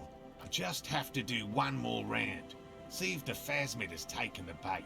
Then we're going. Tell me about this phasmid you're looking for. Well, first of all, it's damn difficult to find, which is why we've been knee-deep in the reeds laying traps for it. What makes it so difficult to find? Good question. Being a phasmid of the order Phantasmodea, a ghost insect, it disguises itself as plant matter. In this case, the reeds. Awful lot of reeds around, aren't there? And I suspect it may have also developed other specialised techniques to protect itself from predators or scientists in our present case. What sort of specialized techniques is the plasmid using to hide itself? It's my hypothesis that it has evolved certain electrochemical defences that allow it to interfere with animal perception, impeding pattern recognition, confusing the visual cortex. But I cannot describe how these defences work, much less how they evolve, without studying a live specimen. A ghost insect, he said? These people are looking for a ghost. Ghost insects, so you're ghost hunters. No, that is precisely what we're not. We are zoological specialists, looking for an extant species of phasmid. How big is this phasmid? I'm expecting it to be quite giant. One known species of phasmid, called the Megaphasmodea zoensis, is about the size of a grown man's forearm. So, Seems puny, to be honest. Why are you so interested in this stick bug? It doesn't seem to be as colorful as some of the other cryptids I've heard about. typical rookie assumption. Insects are much more sophisticated creatures than those unversed in zoology give them credit for. Even simply catching a glimpse of the Insulindian phasmid would be the apex of of any cryptozoology's career. But to study it and its defences, find out how it stayed hidden so long, Would be glory itself. What have you discovered about it so far? very little, I'm sorry to say. No one's ever captured a specimen, so all our information is based on first and third-hand accounts. So no one's ever found one? Not yet. That's what makes it a cryptid. But if no one can prove it exists, how do you know it's real? I know it's real. It's clear that his obsession with the phasmid is driven by something more than the pure pursuit of scientific advancement. By which I mean, I've heard enough first-hand accounts to believe quite firmly that the Insulindian phasmid is more than mere superstition. Lena said there have been sightings of it here in Martinez. Yes, the most recent sighting was by a couple of teenagers along the coast here. That's what brought us to Martinez specifically. It's the first credible sighting in several decades. Admittedly, it's an unusual location for this species, but with all the sewage runoff upstream, it probably doesn't matter much anymore. Maybe the phasmid has died out? I have to resist the thought. Such an extraordinary creature is doubtlessly highly resilient. After all, it's generally thought to be capable of parthenogenesis. Parthenogenesis? Yes, the females don't need males to reproduce. Makes it easier for a species to survive in adverse conditions.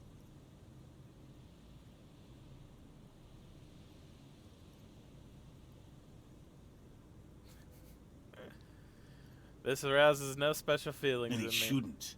Nature does not concern herself with ethical propositions. As a scientist, my interest is strictly dispassionate.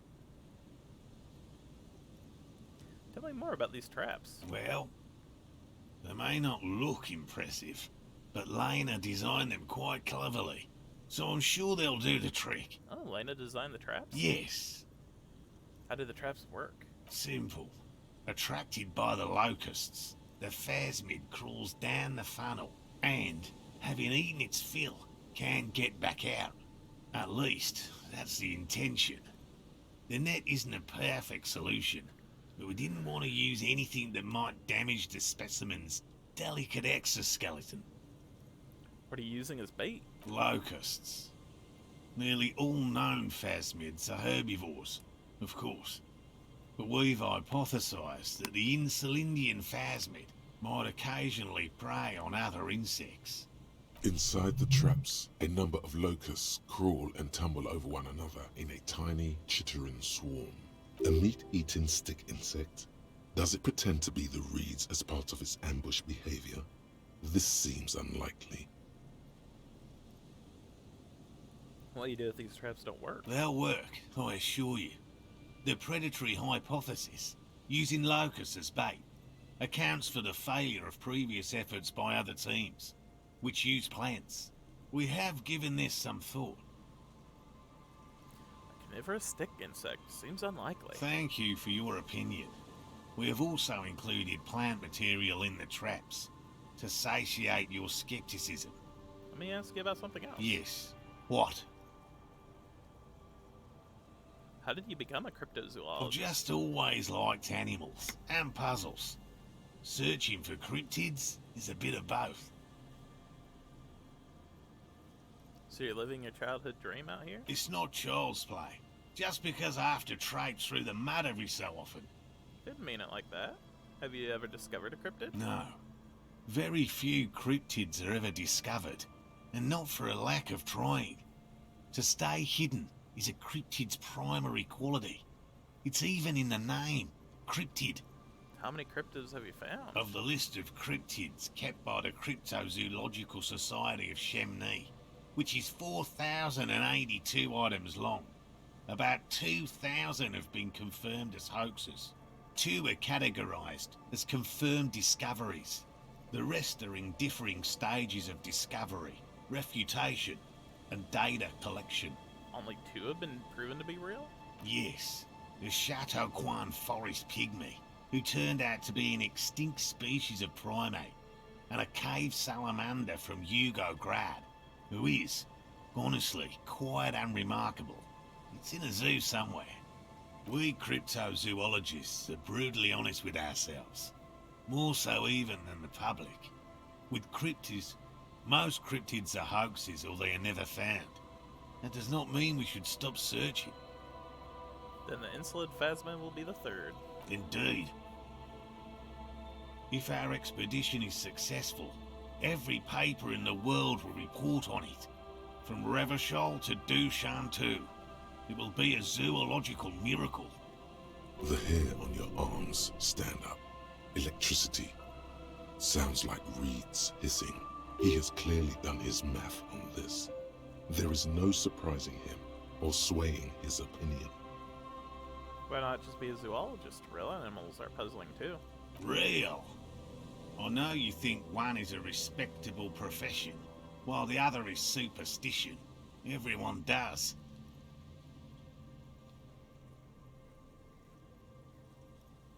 Honestly, being a cryptozoologist trumps most of the garbage I've seen people do. My methods do not differ from other scientists. I simply draw upon a wider variety of evidence. And I have more hope that something truly surprising might happen. Your nerve endings tell you there is no such thing as a positive surprise. Has anything truly surprising ever happened to you? No, as I said, I have yet to catch a cryptid, although I have come close. Interesting. Something for later, this close call.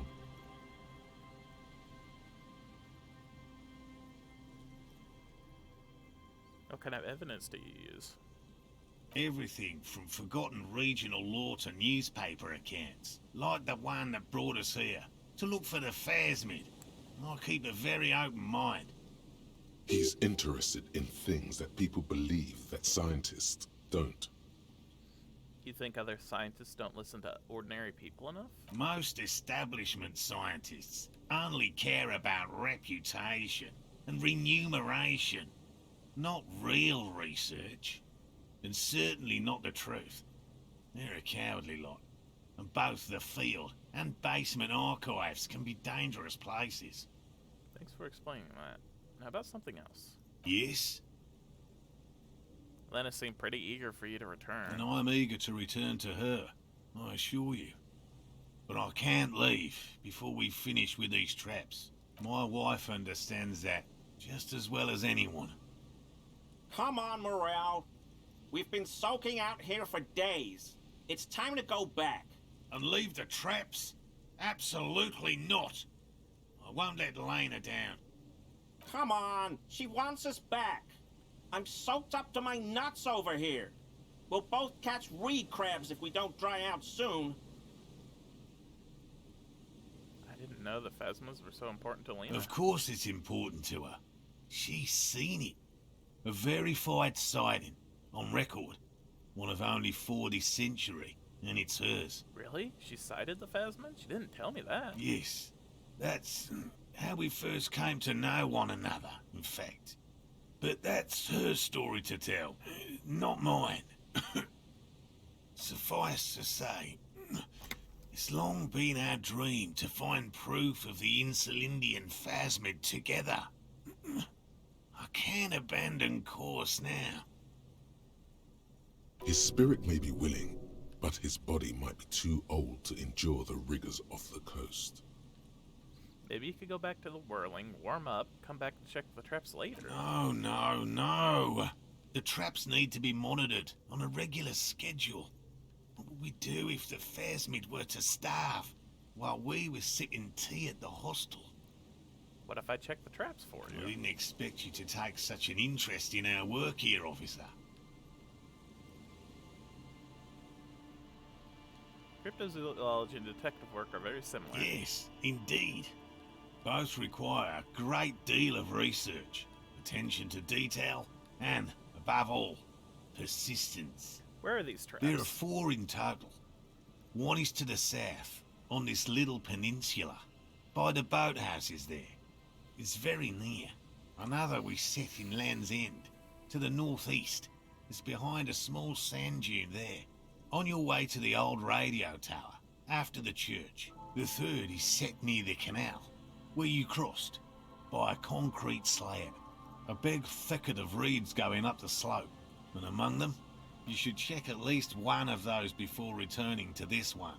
Since I just said it, this one's more of a technicality, but still, better safe and stupid than sorry. What if I do if there's a plasmid in one of the traps? Bring it to me at once. Just make sure the trap is closed tight. He's not comfortable with the possibility that you'll claim the find, but he's lying about this even to himself. What if I encounter the Phasmid in the wild? That's highly unlikely, officer. But in the event you do, I'll spray you with a pheromone mixture I developed. It's made of musk and research chemicals. The pheromone should attract the insect to you, or at least prevent it from bolting at the sight of you. It's quite potent. Will last you about a week.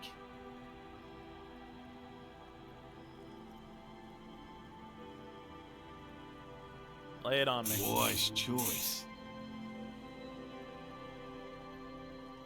This is the smell of dying reeds, of longing crumbling into the water. I'm ready. Let's get to it. Thank you for your help. Gary and I will start breaking down camp. If you have any more questions... Finally, you're being sensible. I'll start packing right now. If it's more cryptid-related business you want to discuss, you'll have time for that later too. But what if the information is vital?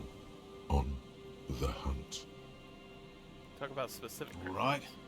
What cryptids precisely? I usually discuss these things with specialists, so I don't know what. We would have to discuss. He wants to say.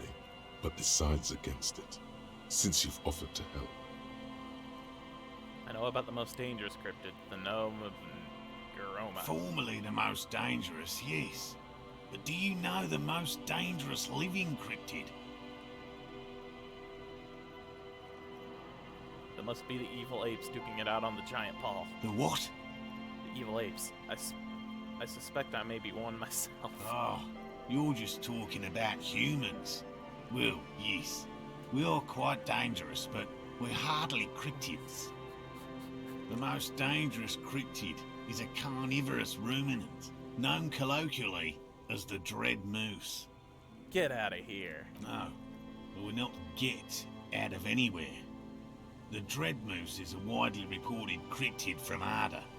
It subsists entirely on flesh, and has even been known to dig up fresh graves in search of sustenance. Hold on, does it also attack people? Human remains have been found deep in the forest, torn apart, then trampled into the mulch by large hooves. Infer from that what you will. Okay, what does the Dread Moose look like? Just like an ordinary Arden moose. Then how can you tell if it's the ordinary or the dread kind? You can't. That's what makes it so dreadful and hard to identify. A moose that looks like any other moose. What's going on here? He's kidding, right? I am 100% behind the Dread Moose. I utterly believe it exists. You're right to. The bodies found in the forest are just one piece of physical evidence. We also have sightings in Vasa, reaching back 4 centuries. In fact, we may be close to capturing a live specimen. Modern genetic methods may prove crucial in differentiating the Dread variant from the herbivorous one. Anyway. Which cryptid did you almost catch? You said before that you almost caught one. A willow person. It's a long story. One non-specialists would find rather dull. Willow people? Not at all. What are willow people? They're not people, really. Some argue they aren't really animals, as they seem to have evolved directly from trees. They're very, very thin, almost flat in fact, and can camouflage themselves easily, wrapping themselves around trees and blending in with the tree bark.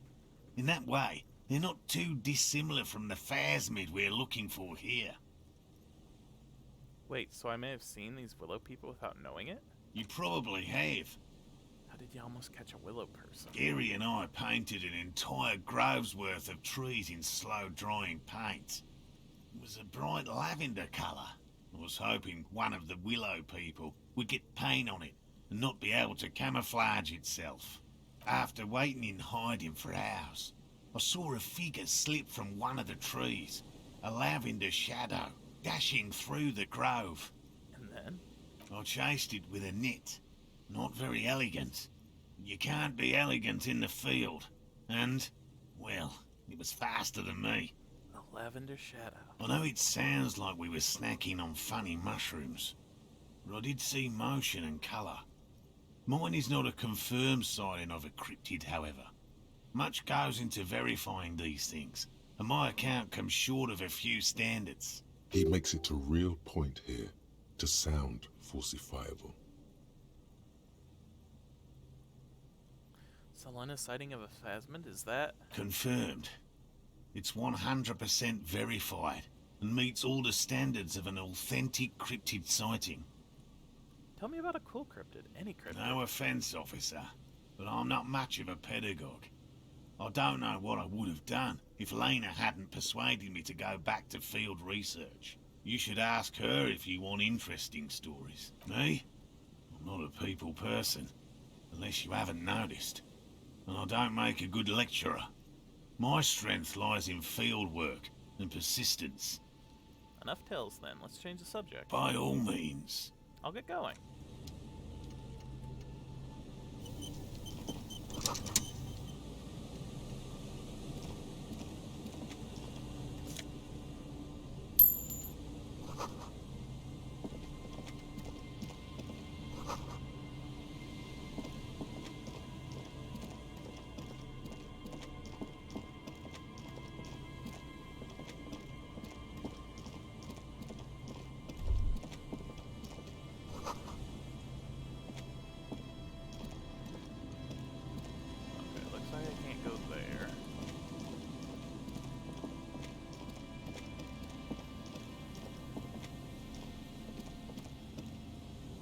go under, it looks like.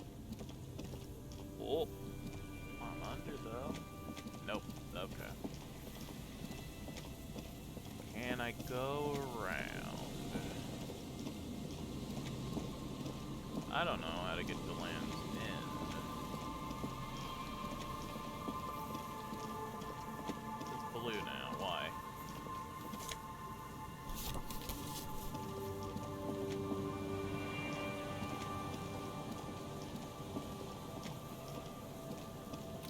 Oh, okay, I see.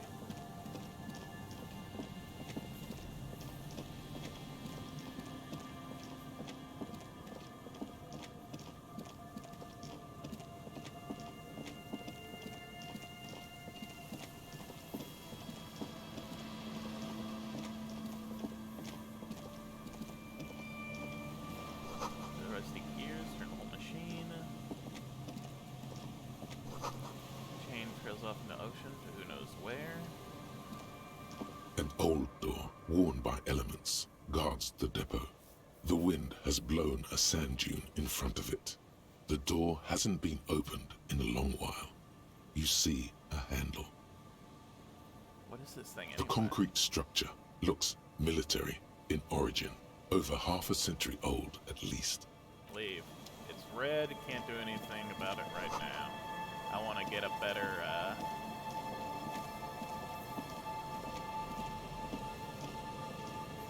either a better check or whatnot. White polo shirt.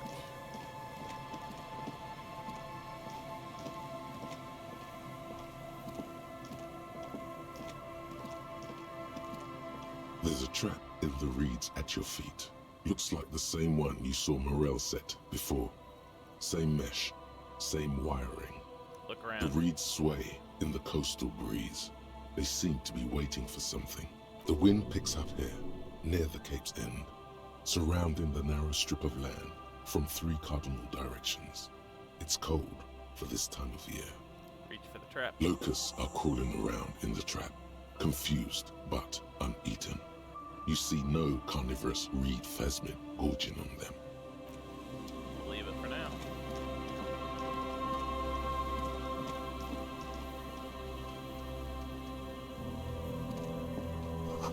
Cigarette bus clayed away under a rock. Grand Timori. Someone made a campfire here a long time ago.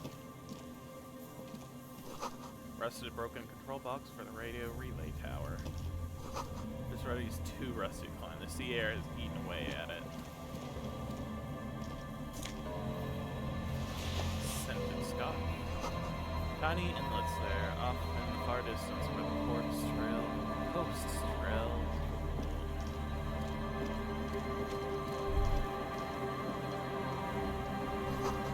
Make a mental note. It seems important somehow.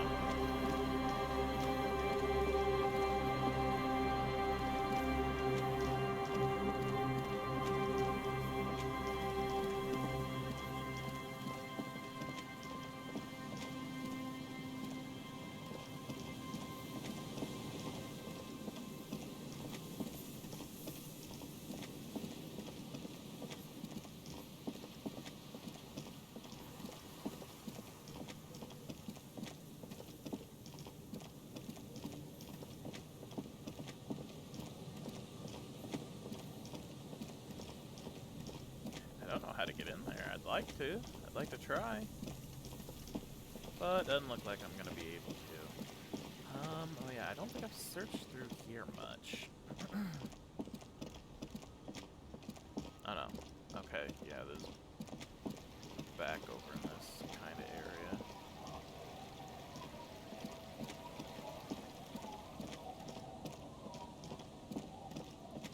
There was one around through here, right? A trap?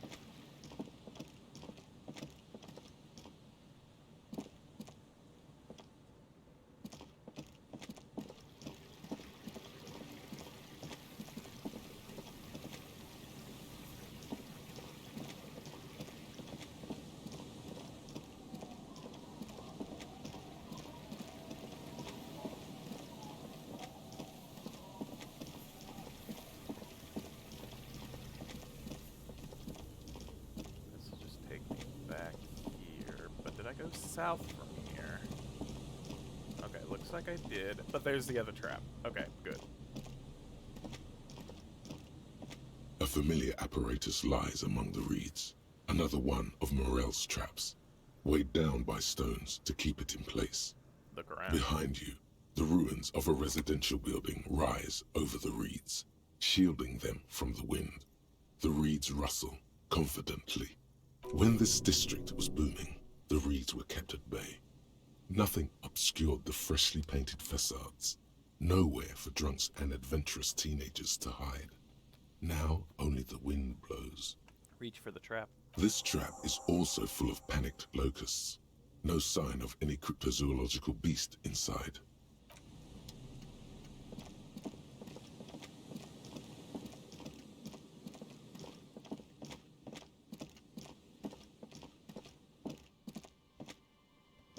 Alright. Very cool.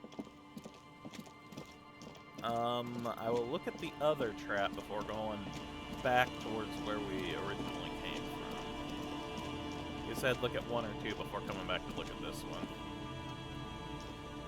This is the trap Morel just set. Checking it over, he said, is just a technicality.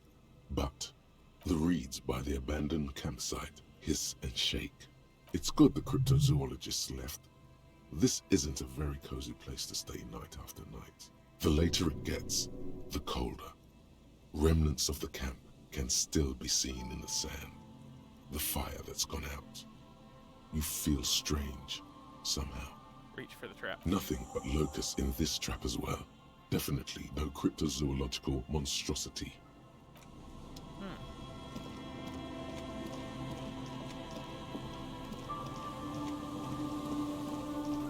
Let's check the last one.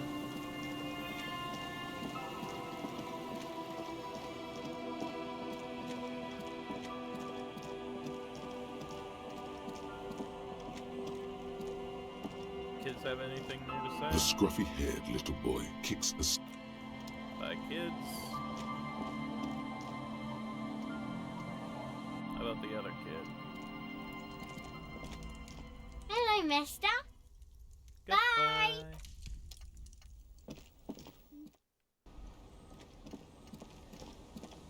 Anything new? Our tenant, the policeman. I hope the waves don't keep you up at night. What can I help you with? Goodbye. I'm off. No, it's just my own active mind keeping me up. The waves are beginning to die down. Look at those little bastards. Simmer down. Simmer down, bastards. Be seeing you.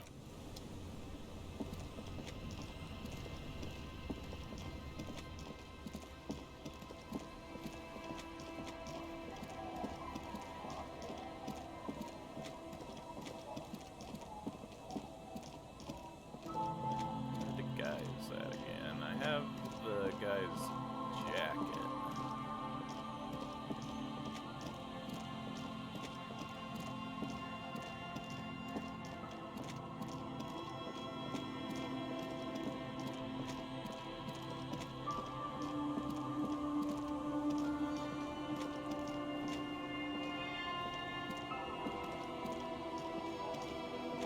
Okay, I gotta go around that. Do it manually.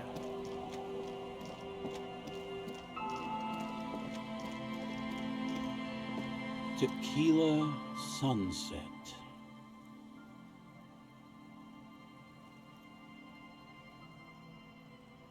We got any more stories? I do. But as you can see, my fuel tank is running quite low. If you catch my drift. Here, I got some potent Pilsner. Not much, but it will do. The tale I'm about to tell you is an urban legend particular to Martinaise. That said, I first heard it from a former bicycle courier in Koran. There are many variations on the basic story, and the details often conflict. What everyone agrees on is that nobody knows the exact nature or identity of the phenomenon.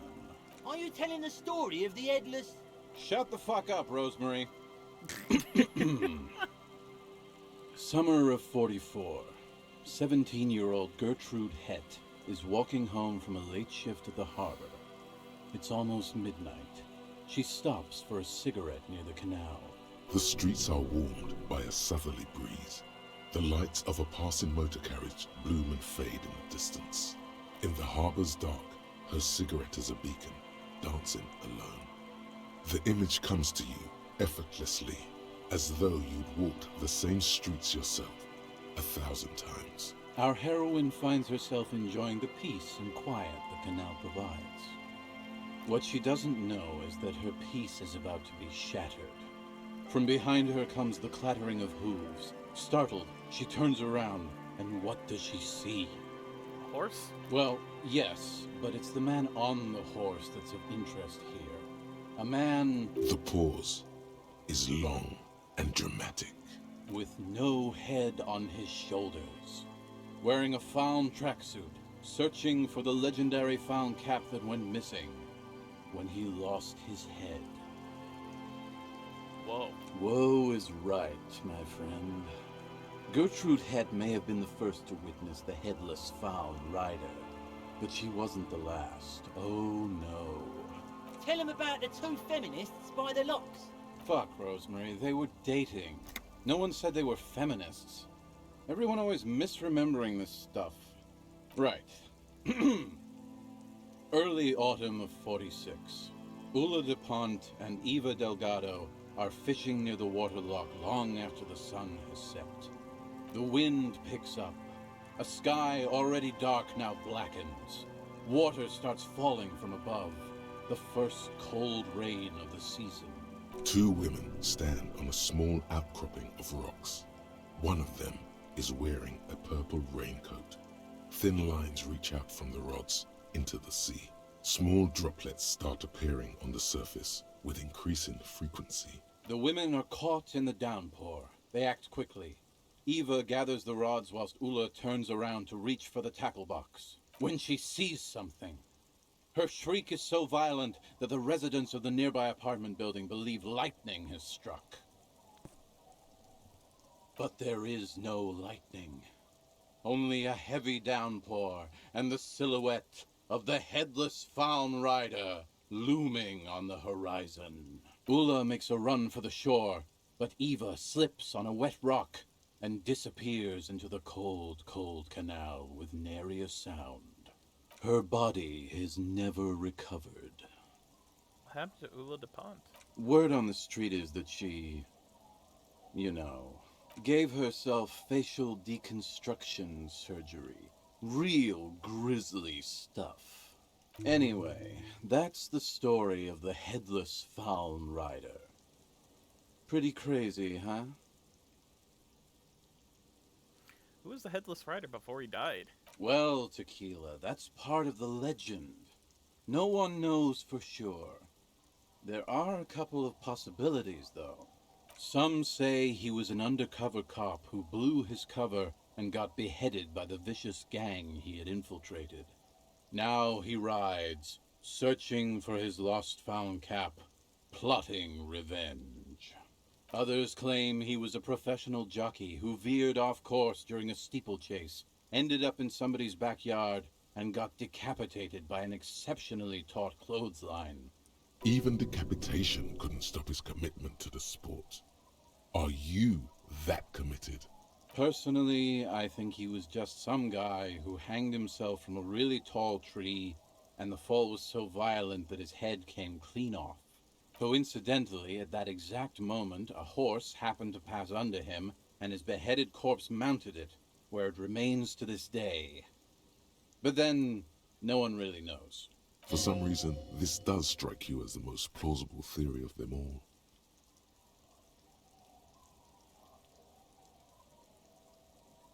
I gotta agree. Your theory sounds the most plausible. Isn't it? All the pieces fit together perfectly.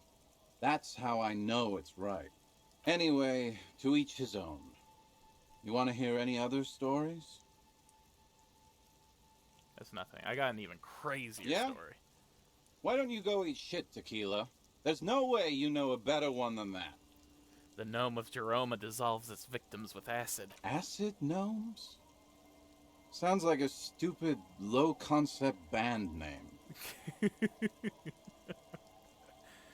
I've already seen some weird shit on this case. A headless jockey in a tracksuit fits right in. That's the reality situation for you. You think you got a handle on it, then blam! It throws some wild shit at you. That's why it's critical to stay well hydrated. Okay, whatever become of the headless fallen rider? No one knows. Some say he stalks Martinez to this day, and can be seen near the canal when the clock strikes midnight. Aye, I saw him one night when I was right shit-faced.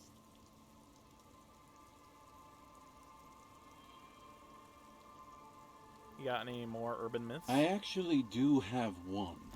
The strangest of them all.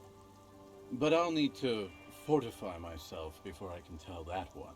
Do you have anything to fortify old Doom Spiral? Tell me you got some story juice. I don't have any on me right now. If you find any, I'd be extremely grateful. Okay, here's your jacket. Fresh washed. My jacket? Yeah, it was pretty filthy though. So I got it cleaned for you. A look of consternation crosses the man's face. He looks at you, then at his bottle, then back at you. What the fuck are you talking about, Tequila? So you're saying this isn't your jacket? Falm? That's medium concept stuff, not my style at all. I can't believe I'm saying this, but maybe you should lay off the booze. It's fucking with your head. It becomes abundantly clear to you how this man managed to lose his keys, business, friends, and girlfriend. I'm calling it. It's neurological. Your loss. I'm keeping the jacket for myself. That shit is so medium concept, I wouldn't touch it with a stick. But yeah, okay. I'm sure it looks great on you. Do you see it yet? Don't call. Don't call her. There's no waking him from his stupor. His mind is elsewhere. The legend! Abigail. He's back. And firstly, I got smokes and piss and a little speed to spice things up. Give me the potent. Bottoms up, Captain. I'm off. Tequila sunset.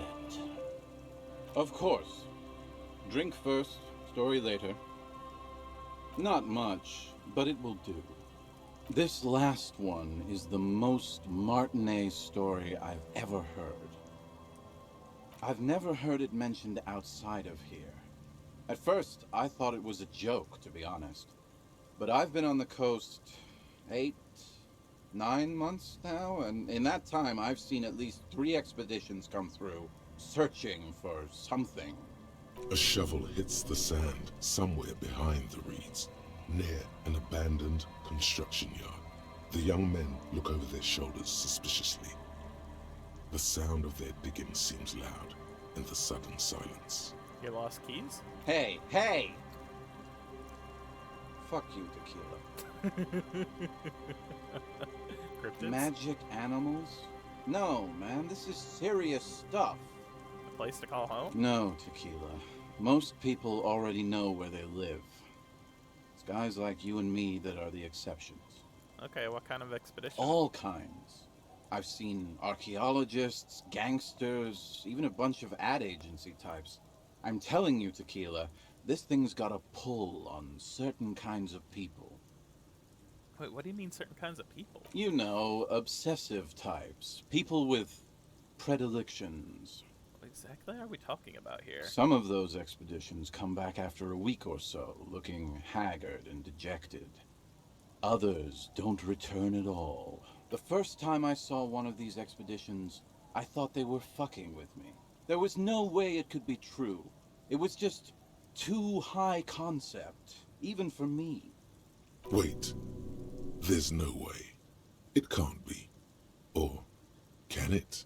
I'm not even sure I should be telling you this story, to be perfectly honest. You're in a fragile state, and it might be too much for you to handle. I can handle it. Okay, fine, I'll tell you. But I'm warning you, it's pretty out there.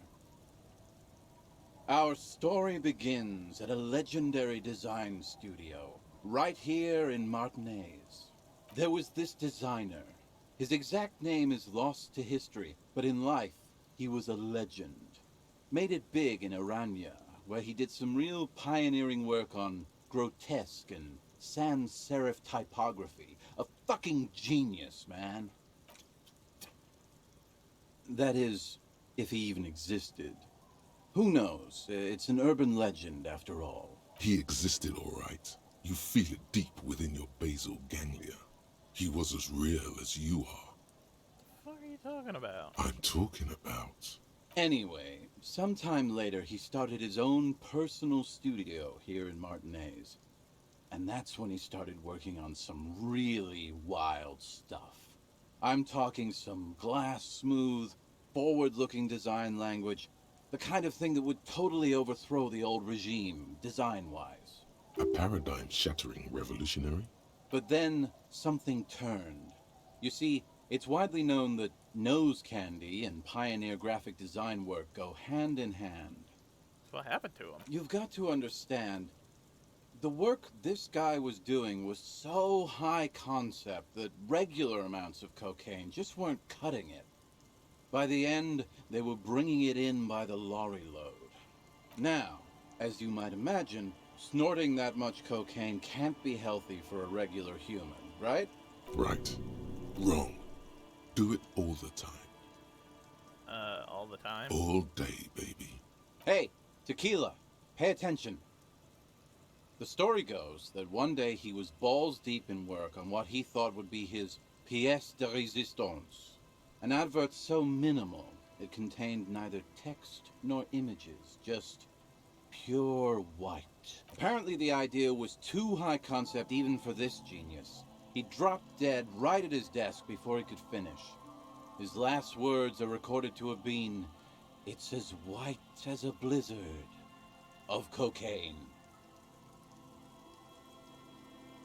The loss for the design of the world of design. I know, Tequila. I know. But the story doesn't end there. Supposedly, when they performed the autopsy, the coroner discovered nearly a quarter kilo of coke jammed into his nasal cavity. That's almost certainly anatomically impossible. Wrong again, nerd. Where there's a will, there's a way. That's right. 250 grams of blow had accumulated in there over the years. We're talking high-grade Saramaritsian pure. Not that cut-rate shit your grandma does. There are those who believe the designer was buried with this quarter key of nose candy still lodged in his sinuses. That's what those expeditions are looking for. The cocaine skull. The cocaine skull. The cocaine skull. And why do people think the skull is here in Martinez? Here's the kicker. This designer, this lead designer of a world-famous design studio, was born in Martinez. A local boy, Martin Martinez. That's why he brought his studio here, back to where it all began. And that's why they buried him here, too.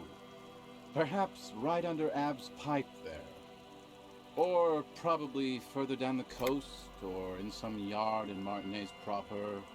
A hidden mausoleum, no one knows exactly. No, my grandma always told me his grave lay somewhere on the islets on the bay. Rosemary, you said something about islets. Don't listen to him or his grandma. He's just making things up. No, my grandma told me. I've heard other people say it too. That it's underwater. Or no, maybe it was the storm sewer. What do these expeditions plan to do with it? The archaeologists say they want to put it in a museum, the gangsters say they want to sell it on the black market, and the ad agency guys say they're seeking inspiration. Bullshit. They just want to snort it. But you could beat them to it, Harry. You could snort the magic skull cocaine instead. I'm pretty sure they all just want to snort it, though. And why wouldn't they, eh? Sounds like right strong stuff. What have you learned from the other expeditions? They're pretty vague about it in general. The gangsters like to claim they're looking for the grave of a friend, with picks and shovels. The archaeologists act all official about it, saying they're conducting serious research.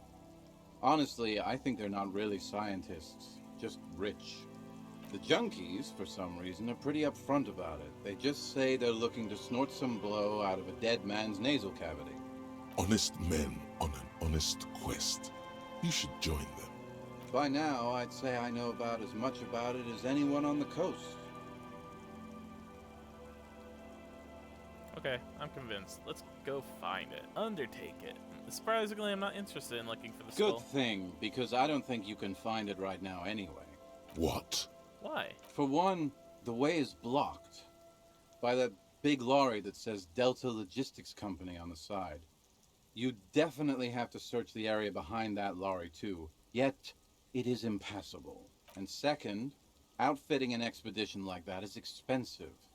It'd have to be a big production to do the cocaine skull justice. You need new gear, people who know what they're doing, all kinds of provisions. It's just not feasible within the economic and temporal frame of our current setup. Matter of fact, unless a bunch of money just falls out of the sky, we might never know what's up with that skull. Damn, that's too bad. Wait. Maybe there's another way. Maybe up around the coast. Don't give up now. Yeah, well, that's the reality situation for you. Who knows, though? Maybe someday we'll get our chance. Are there any more stories you can tell? Not that I can think of, currently. Guess that makes sense. You have been drinking a lot. That might be the case, yes. Be seeing you.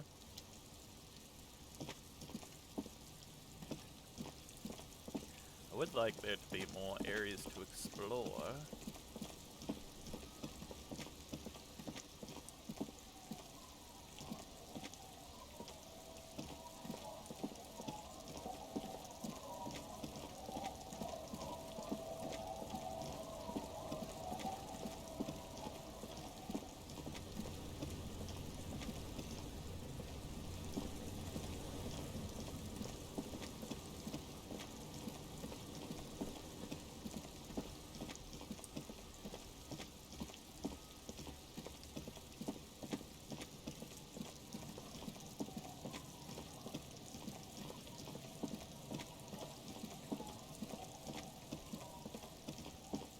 Oh, there it is. It takes you a moment, but finally, you spot the last of Morel's traps. This one's partially obscured by the reeds. The reeds bend forlornly toward the sand. Some tufts have been crushed. The broken stalks seem like a rebuke. The sound of the city hums in the east. The constant, distant song. Louder on this part of the coast. Nearer somehow. And there's that cold again. Always the cold. Reach for the trap. The trap feels light and silent as you pick it up. Something is different here. Look closer. No locust. No phasmid either, but still. Look closer still. Nothing. No traces of the locusts or the Insulindian phasmid. What happened? The netting is a little untidy, messier than the others. Like someone or something picked up the trap and shook it before dropping it back down on the ground.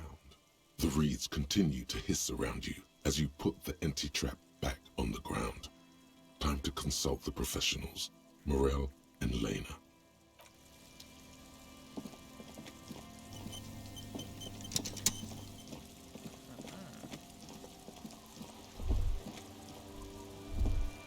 This is it, the scene of the party.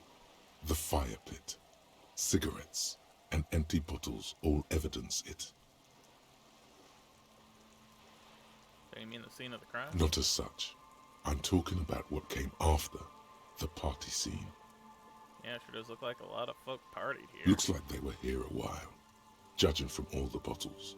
The sunken motor carriage provided them a focal point, like a goose ice sculpture or a chocolate fountain. Guess I'll be on my way.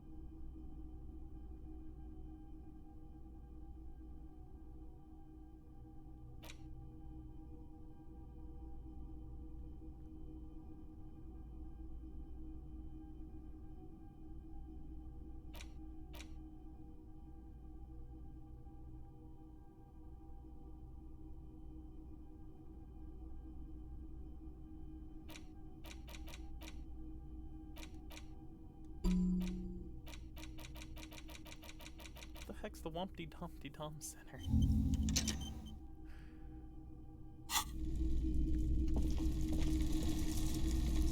You see rows of toy soldiers guarding the rest of the trinkets displayed. Interfacing. Anything for that?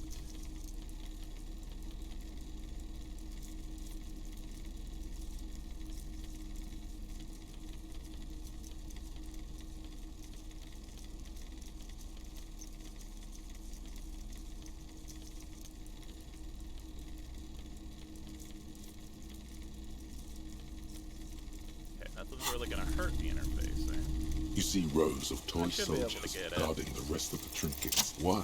What's this? A headless man riding a horse. A headless man wearing futuristic tracksuit trousers that say foul. Headless Fawn Rider. Indeed. I think I even have his cap somewhere down here. A tiny miniature fawn cap to go with it. Yours for 50 cents. He doesn't elaborate on what that means.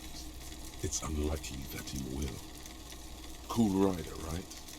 I knew we'd find something worthwhile here. Buy it. Did I mention that this figurine is supposed to be lucky? Always carry it with you.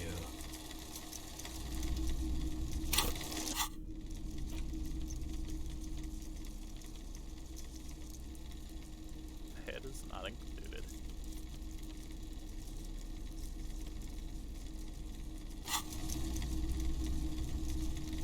You see rows of toy soldiers. All the old boomboxes are there, blinking and waiting to whirl. All but one. Yours. What a shirt. All other shirts pale in comparison to the muscular man.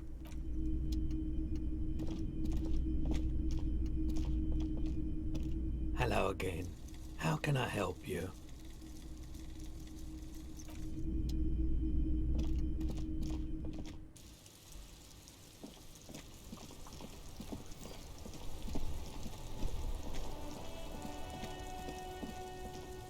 Oh, hello.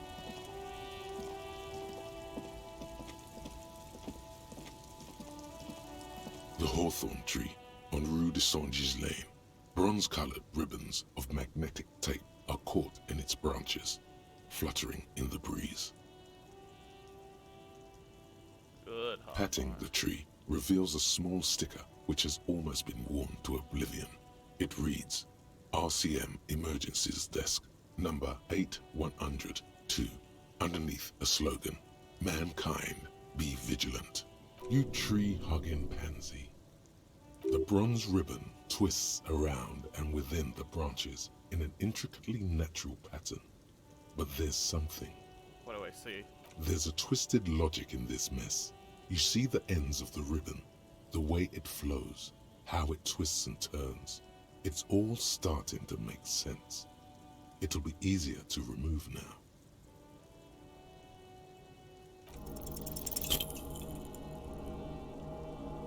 Like an immaculate labyrinth, the magnetic tape twists and turns around the branches. You just can't get it loose. All you've done is make your fingers bleed from the thorns. Piss off, nature. Punch the tree. The hawthorn tree is disappointed by your betrayal and psychopathic tendencies. Also, your fist hurts. A little. A little. It's awful. The pain surges through your knuckles and then lingers there, slowly pulsating, reminding you of your mistake. The gnarled hawthorn tree on Rue de Saint-Gilles Lane. A wintry breeze blows by. Bent metal, broken glass. Your path lies strewn with the broken forms of everyday objects. You are the destroyer, the bane of inanimate matter.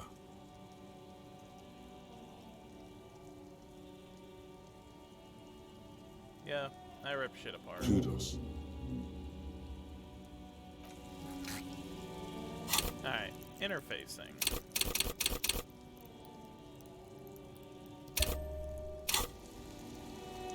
The gnarled hawthorn tree on Rue de Saint-Gilles Lane with slow and deliberate motions, pulling, bending, and unraveling, you manage to extricate the magnetic tape from the branches.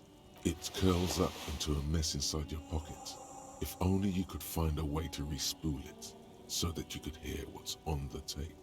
Maybe Roy from the pawn shop can help you with this.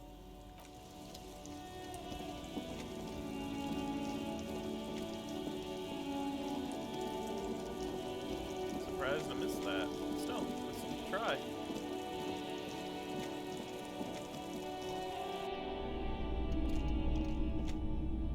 Hello again. How can I help you? Hey, do you know how to fix this? Show him the bundle of magnetic tape. You mean re-spooling? Yeah, I do, but... Yeah, great. Could you do it, please? This is important. I need to be able to play this tape for someone. But I'm not some Mr. Fix-It. I'm a pawnbroker. If you want to pawn the tape, sure. Although it looks pretty... worthless.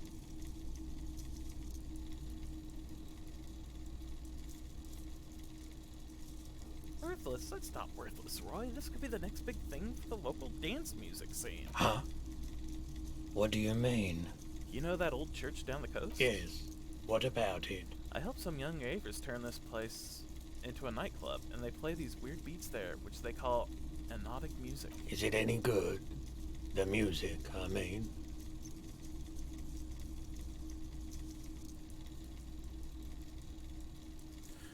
No, that's the thing. You can't believe how unbearably thin the beat is. There's nothing to it. No bass. It just goes zoop, zoop, zoop.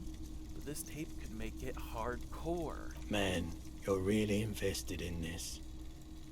Okay, I'll help you out. It's going to take a moment, though, so just sit back and relax. You take some time to look around the store. The play of visuals all around the pawn shop is mesmerizing. Suddenly, Roy turns back to you with a reel of tape in his hand and coughs. Thanks for the help. Yeah, my pleasure. I'll do what I can for true passion projects. Just try not to use this tape for negative photon emissions. Take responsibility. Okay. Okay.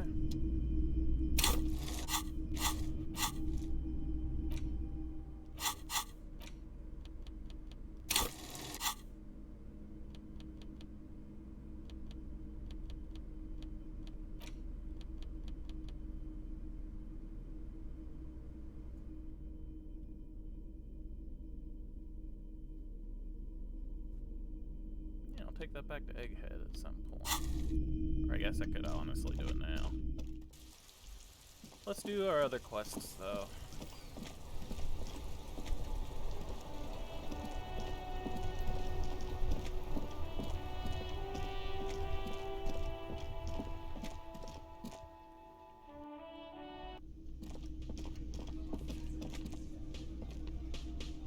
Hi, gendarme.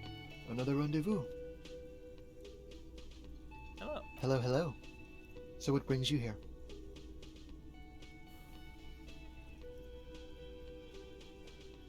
Bye-bye, gendarme.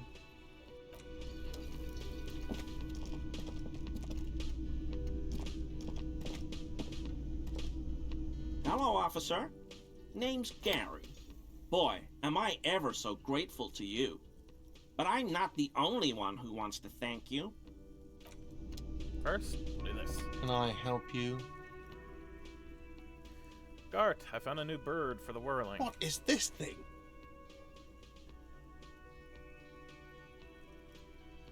I want to apologize for breaking the great skua by bringing you this ruffed grouse. Okay. Okay, well, this is actually a nice bird. A competent piece of taxidermy. I can fix it to the plaque and have a new bird in the establishment, I guess. So, I don't know. Thank you. I'm gonna go with thank you. Goodbye. First, it's great to see you again, officer. My wife can't wait to thank you. Go on, talk to her. Oh, sweetie, I don't even know how to thank you for finding my husband and helping him out. I hope we haven't been too much trouble for you. Just doing my job, ma'am. Here, I want to give you a small token of my gratitude. It's a tie, Mexican origin. The pin is an antique, quite special. The little silvery knob holding the tie together feels warm in your hand. It's in the shape of an avian skull with 8 eyes. You could ask her about this when you get the time. It's probably a cryptid, but the phasmid, of course, is more important. You never told me you've seen the phasmid. Oh, you don't want to hear about some old woman's ramblings. Ramblings? Nonsense. Your description of the phasmid is the most precise I've ever heard. But darling, I didn't even get the size of it right. Measuring things is important. How did she get the size? You were a child, my dear. Really. It's extraordinary what you were able to describe. Now go on. Tell our friend about it. He's proven his interest in the field. Well, it was summer. I was building a racing track out of sand on the beach near a tall stand of reeds. Quite a tall one. Many times my height, I remember. When, all of a sudden, what happened? I looked up, and one of the reeds moved. Not like a plant, but like a living thing. It stood up and looked at me. Its body unfolded like some antique toy. I'd never seen anything like it. The reeds turned into a creature.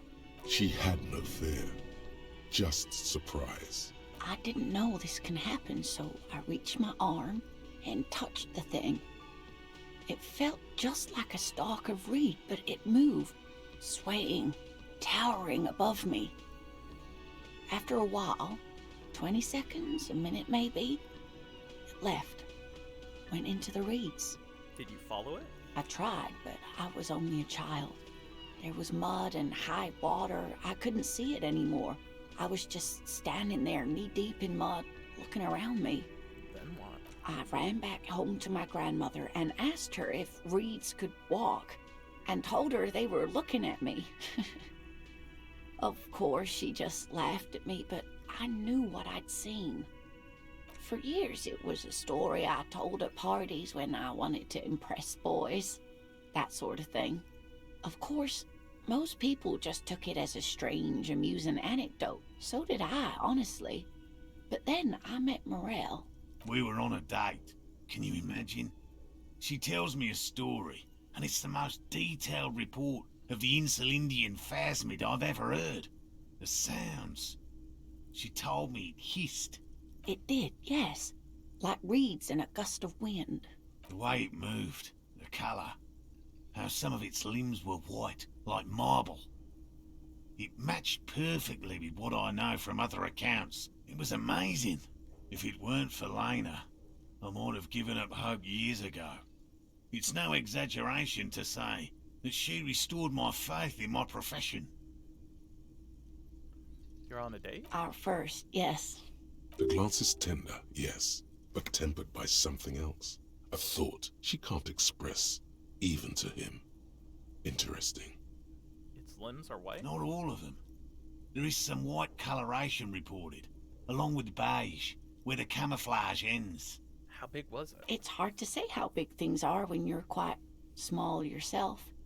To me, it seemed to be taller than I was then, but that's probably not the case. What if it is the case? Thank you for sharing. You're welcome, sweetie. I do appreciate the chance to relive it whenever I get one. It was just such an impossibly sunshiny day. So warm. I'd really like to hear more about cryptids. Of course, dear. Is there a particular cryptid that you're interested in learning about? Is this bird a cryptid? No. It's the cryptid. Wow, the cryptid? Oh, yes. Okay, what is this bird? The eight-eyed teratorn, the largest flying avian ever discovered, with a wingspan of 11.5 meters. It was thought to have gone extinct 3,500 years ago. Some even doubted the fossils were real. A mutation, they said. Until... Mutation? All of evolution is a mutation. Until it was cited by renowned Gottwaldian explorer and naturalist Uwe Plattenkalk in 21. This renown seems a bit dubious. Your own catalogue comes up completely empty. But, of course, you are not all-knowing. I need to hear about this sighting. It happened on a botanical expedition into the vast and unexplored Oamrau Canyon in southeast Ilmara. Dr. Plattenkalk got separated from his group during a sandstorm. What happened? Alone in the blasted desert heat, the doctor wandered eastward, where man hasn't stepped foot in over 1,000 years, since the fall of Pericarnassus. He was lost, without any navigation equipment and desperately low on water. After a day or two, he noticed a bird high in the noon sky. A great black bird. It seemed gargantuan. Every now and then, the bird would dive down to feed on an animal carcass somewhere on the horizon. But by the time Uwe got there, the teratorn had taken off already, and the carcass was picked clean. This happened many times. Eat the bird, Uwe. It's the only way to survive. It followed him? More like he followed it. A bird that big has many liters of blood in it, and he was dying of thirst. For many days, Dr. Plattenkalk followed the teratorn until they reached a great canyon wall, where the bird finally landed to rest. The professor climbed up there with a rock in his hand. He found the bird sleeping with his head tucked under its wing, a great black pile of feathers on the perch. So he approached, slowly squeezing the rock in his fist. Then the teratorn suddenly looked at him. He could see it had 8 eyes, 4 on either side of its skull, like a spider. And the man couldn't move. He was paralyzed, frozen into place with the rock in his hand. Whatever he did, he could not get closer to the bird. Why? The bird was controlling his mind. It kept him from approaching. He could step back. Every time he stepped forward, paralysis. Uwe spent 3 days trying until the bird flew away. Hold on, how did he survive to tell the story? The 8-eyed teratorn was indifferent to him, as long as he didn't get closer than 2 steps. It even let him feed on some carcasses up there, and the 2 unfertilized eggs it left behind. An 8-eyed mind-controlling bird. F yes. Absolutely, sweetie. Cryptozoologists have been tracing it ever since, but Wamrau is vast, mysterious, and holds many secrets. Modern radar telemetry shows great promise. We will confirm this one by the end of the decade, latest. So that was the last anyone saw of it? Sadly, yes. But there are numerous reports of 8-eyed bird skulls from Il Mara. And then there's the striking resemblance to the Pericarnassian imperial eagle, an ancient heraldic symbol that is hard to pass off as coincidence. The imperial eagle, too, had 8 eyes. Not really. It's just stylization. The way they drew eyes. It's not a zoological drawing. Very, very hard. This one's very famous. Everyone knows it. People will be looking at that tie on you and thinking, that man is into cryptids. So, what else do you want to know? Is that a cryptid on this pen you gave me? I thought we'd agreed on just one cryptid, sweetie.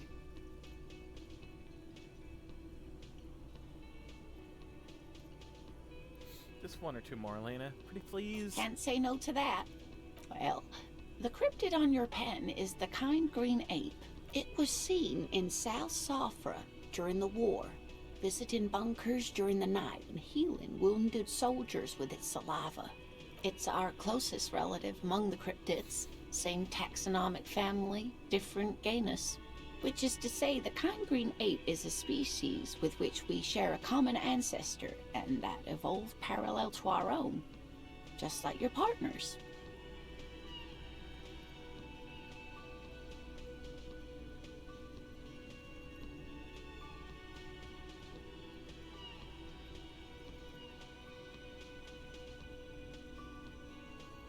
Good.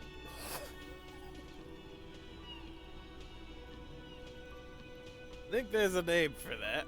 I didn't mean to imply that Saelites are in any way inferior to us.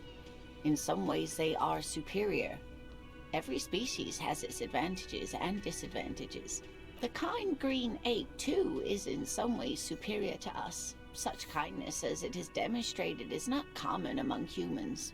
Granted, kindness may not be an evolutionary advantage. What is the biggest cryptid? That would be the giant of Kokonur. The giant lives in the most arid parts of the vast Kokonur Desert in South Samara, casting a strange light across the barren wastes. Wait, what do you mean strange light? Mirage or psychogenous luminance. Just how big is it? No one knows for sure. It is like an awful mountain appearing from below the horizon and expanding to cover almost a third of your field of vision.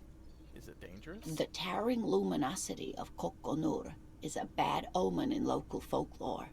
Some say it's a fata morgana, others, fate unimaginable. That's what makes it so peculiar. A species surviving at the very limits of scientific law. The giant of Kokonur must be the largest animal the planet can support. There are limits, you see, to how large a metabolism an ecosystem can beget.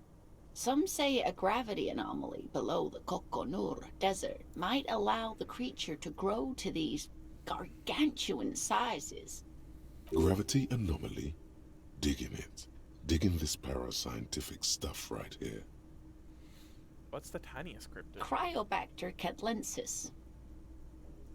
Cryobacter catlensis? Yes, a unicellular bacterium that was discovered in one of the northernmost points of Kotla on the Boreal Plateau by renowned geologist Caitlin Mijanou some 70 years ago. What's so special about it? Bacterial colony Mijanou found had remained alive while frozen in ice for longer than anyone could reliably estimate.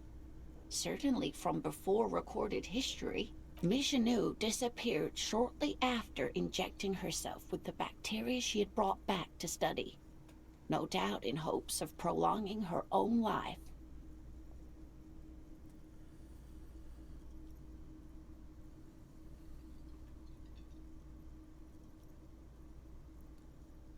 Wait, she injected herself with it? Yes, the bacteria had survived in the ice since times immemorial. It is not hard to see where she could have gotten the idea. You mean there's an immortal geologist wandering the world? Yes, and she's quite mad, too. After she treated herself with the bacteria, she stopped aging, but also became increasingly eccentric and irascible, so that even her oldest friends were forced to pull away. We can assume that she has been living somewhere in the wilderness for decades now, all alone except for the Cryobacter catlensis coursing through her bloodstream. Are there any invisible cryptids? What an interesting question. And the answer is yes, there are. What's that? The Col de Mamadaqua, or Thin Whisper of Sound. And that's precisely what it seems to be. Self-replicating sound waves, invisible and intangible. It's very afraid of us, which makes it incredibly difficult to track. Col de Mamadaqua can also be translated as a whisper, light and low. Whisper, light, and low. Yes, that's another translation. They're both quite lovely, aren't they? Although the low part is a little ironic. The Col de Mamadaqua makes, or rather is, such a high-pitched sound that other animals, including humans, can't hear it. It could be everywhere all of the time, and we wouldn't know. How can an animal be a sound? Many scientists have asked the same question. Some have claimed that it isn't itself a sound, but a tiny corpuscle that emits sound waves. But there's no evidence to support this theory. Could it be here, right now? It could be. As I said, it could be everywhere. And we wouldn't know any better. It could be ringing all the days of our lives and nights. Maybe it's predatory. What if it's predatory? It's not. Don't worry. If it were predatory, we would have found it by the damage it inflicts. I wouldn't be so sure. What if the damage is also invisible? What evidence is there of this animal being a sound? Plenty. It's the evidence that led to its discovery. In the 20s, a group of Areopagite ornithologists, that is, scientists who study birds, were trying out a new recording technology for capturing sounds outside the range of human hearing. When playing back recordings they had made in the foothills of the Ea mountain range, they noticed certain anomalies, patterns that seemed random at first, but on closer examination were consistent with the waveforms of songbirds. Songbirds. The scientists soon discovered they could track and even predict what appeared to be feeding, mating, and migration patterns based on sound waves in a strictly delimited range of ultrasonic frequencies, even higher than those of the highest pitched bat calls. They realized that they had discovered a new species and called it the Col de Mamadaqua, after the Paracanassian name for the voice of God, which is said to be very silent. Wow. They grew quite obsessed with these little birds. Even though they couldn't see them, they could distinguish among individual birds and even began to name some of them. Name them? Sequester, Time, Joscan. Those are but some of the Mamadaqua they followed individually. Why is the Mamadaqua so afraid of us? That is a sad story. A group of university students assisting with the field work in their enthusiasm for the project, and no doubt because they were preoccupied with impressing their professors, nearly drove it to extinction. Extinction? They tried to communicate with it and had no other means but sound. So they started sending out sound waves at frequencies they thought might match the Mamadaquas. And what happens when a sound wave meets another sound wave of the same frequency, dear? Psst. They cancel each other out. You have no clue, because you're not a dweeb. They cancel each other out. Exactly. And these tests were performed so recklessly that when they happened upon the right frequency, well, they wiped out most of the population. After that, the corpuscle appears to have migrated elsewhere, There have been recordings of anomalies similar to those spotted in Ea, but they've been few and far between. It's impossible to confirm the presence of any stable Koltamama-Dakwa population anywhere. Interesting. What about... What about what? Man, I just can't get enough of these cryptids. I'm glad you like them, but I'm not really one to tell you about all of them. You should ask my husband if you get the chance. He's the real expert. That's all for now, man. Wumpty Dumpty Dum Center. You're at home, stupid cop. Not with the art crowd. You hate them. Everyone hates them. Even they hate themselves. It's nauseating.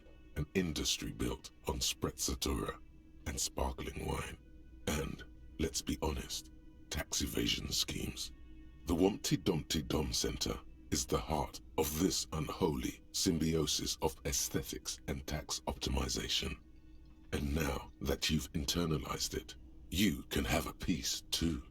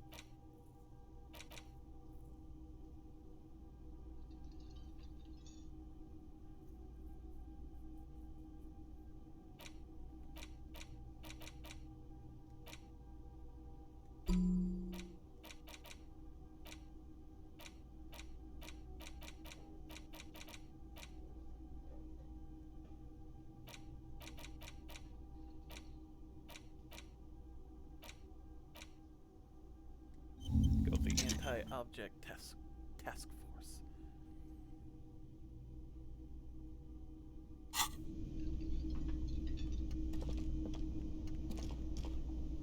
I really owe you one for getting us out of those reeds, officer.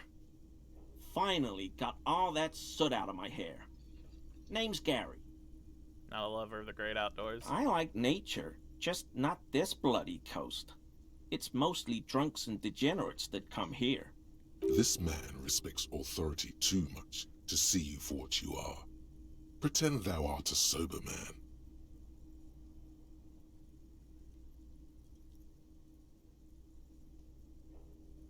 Nobody's perfect. Have you never been tempted to drink? Oh, I've been tempted. But someone has to stay strong for Revacall. Do you know anything about the man hanging behind the whirling in rags? Oh, so that's what the RCM in Martinez is about. Great. Great to hear someone's finally taking care of that. So you do know something about it? No. Nothing. He was some kind of mercenary. But everyone here knows that. I'm just glad to hear you're looking into it. He didn't kill him or anything, but there's something going on here. Is this your mug? My mug? Why would you think that?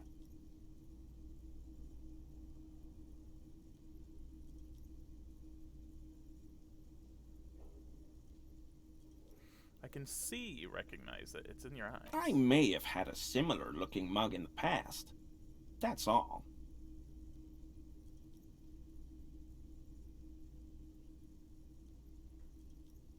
Alright, I believe you. You look like the kind of man who knows it's a crime to lie to an officer. Okay, I admit it. I threw the mug away in the trash container behind the hostel. I know I shouldn't have, and I am very sorry. officer. You're not going to find me, are you?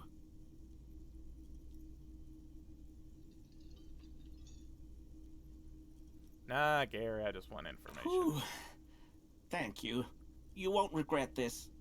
I won't use another man's property to dump my garbage ever again. I don't know what got into me, really. Work has been stressful lately. Damn Koiko's price dumping us out of competition. What did you do, Gary? Nothing. Nothing. Just answering some questions. Helping out the law. Here we go. Start pumping that sweet info. How did you get into the trash container? I know a guy who works with the trash collection services. CS Municipal. He gave me a master key for the trash containers of Martinez. Why would you need to get into everyone's trash? So I can use the Whirling's trash compactor to store my own stuff. Garbage disposal is expensive as hell. The damn Hemians run it like a mob. I'm sorry, okay? I thought I could cut costs. I shouldn't have. I shouldn't have disgraced myself. Gary, did you put the clothes of a murdered victim, the man who was hanged behind the Whirling in rags, into that trash container? Officer, please. Let me explain. It's not like that. Do? I was only cleaning up. I live right across the yard from where he was hanged, and I saw him stripped naked. All the clothes lying around in the yard, smelling. People are animals, you know? Yes. What happened? Then I came out to clean up the rags because no one else would. I put them into the Whirling's trash, along with a broken mug, admittedly. Okay, I was coming to throw the mug away, and, well, I threw the mug there and the clothes too. As he shifts uncomfortably, a series of clicks, like the clinking of glass beads against one another as they roll across a hardwood floor. You've heard this sound before, but where? It's that strange sound. What sound? The clinking I just heard when you moved. Really? There's lots of weird sounds in a bar like this, though. Pinball, glasses clinking. Could be someone playing pinball. Maybe it was pinball. Wouldn't know anything about the victim's missing armor, would you? Armor? No. I mean, yes. Of course. I know he was wearing armor, but I don't know anything about it. An infant could see he's not telling the truth, but he's too scared to admit more wrongdoing. Let's move on for now. I hope I could help your investigation, in my small way. Don't be so relieved yet, Gary. This bad cop may have been in your apartment, admiring your mug collection. Perhaps a little intimidation? You a cryptozoologist? No. I help Morel with research sometimes, and I've learned some things along the way, but I don't usually go in for picnics like this on my own. After all this time with Morel, he must have an opinion on cryptids. This could lead to a good one. I'm into cryptids. Do you have a favorite? Oh, yes. The burning rhino. Morel doubts he's real, but I don't much care, because I won't be the one looking for him out in Safra Serai. What's a burning rhino? A rhinoceros that looks ordinary during the day, but burns brightly by night. Well, at least the males do. Why only the males? The flames are not just for decoration. They are an integral part of the beast's mating behavior. How so? During the burning rhino's mating season, herds of male rhinos, all aflame, encircle herds of female rhinos, forming a fiery ring as they begin to copulate loudly. Local peasants call it the passion ring. They fear the rhinos, as perhaps they should. Anyway. It's clear the burning rhino is dear to him on many levels, some even spiritual. How do they burn? They have special ducts just above their shoulder blades that secrete a combustible fluid. When the rhino is just beginning to light itself, it looks as though it has wings of fire. But how is this combustible fluid lit? How does the lighting of this fluid actually work? The rhino starts running very fast to build heat, then stops, raises its head, and sparks fly from its neck, setting its back ablaze. I want to be just like that rhino, running through the night with guns blazing. Perhaps we should have more such decisive action in Revacom. You know, this city used to be a flaming rhino once. A long time ago. Thank you for your cooperation.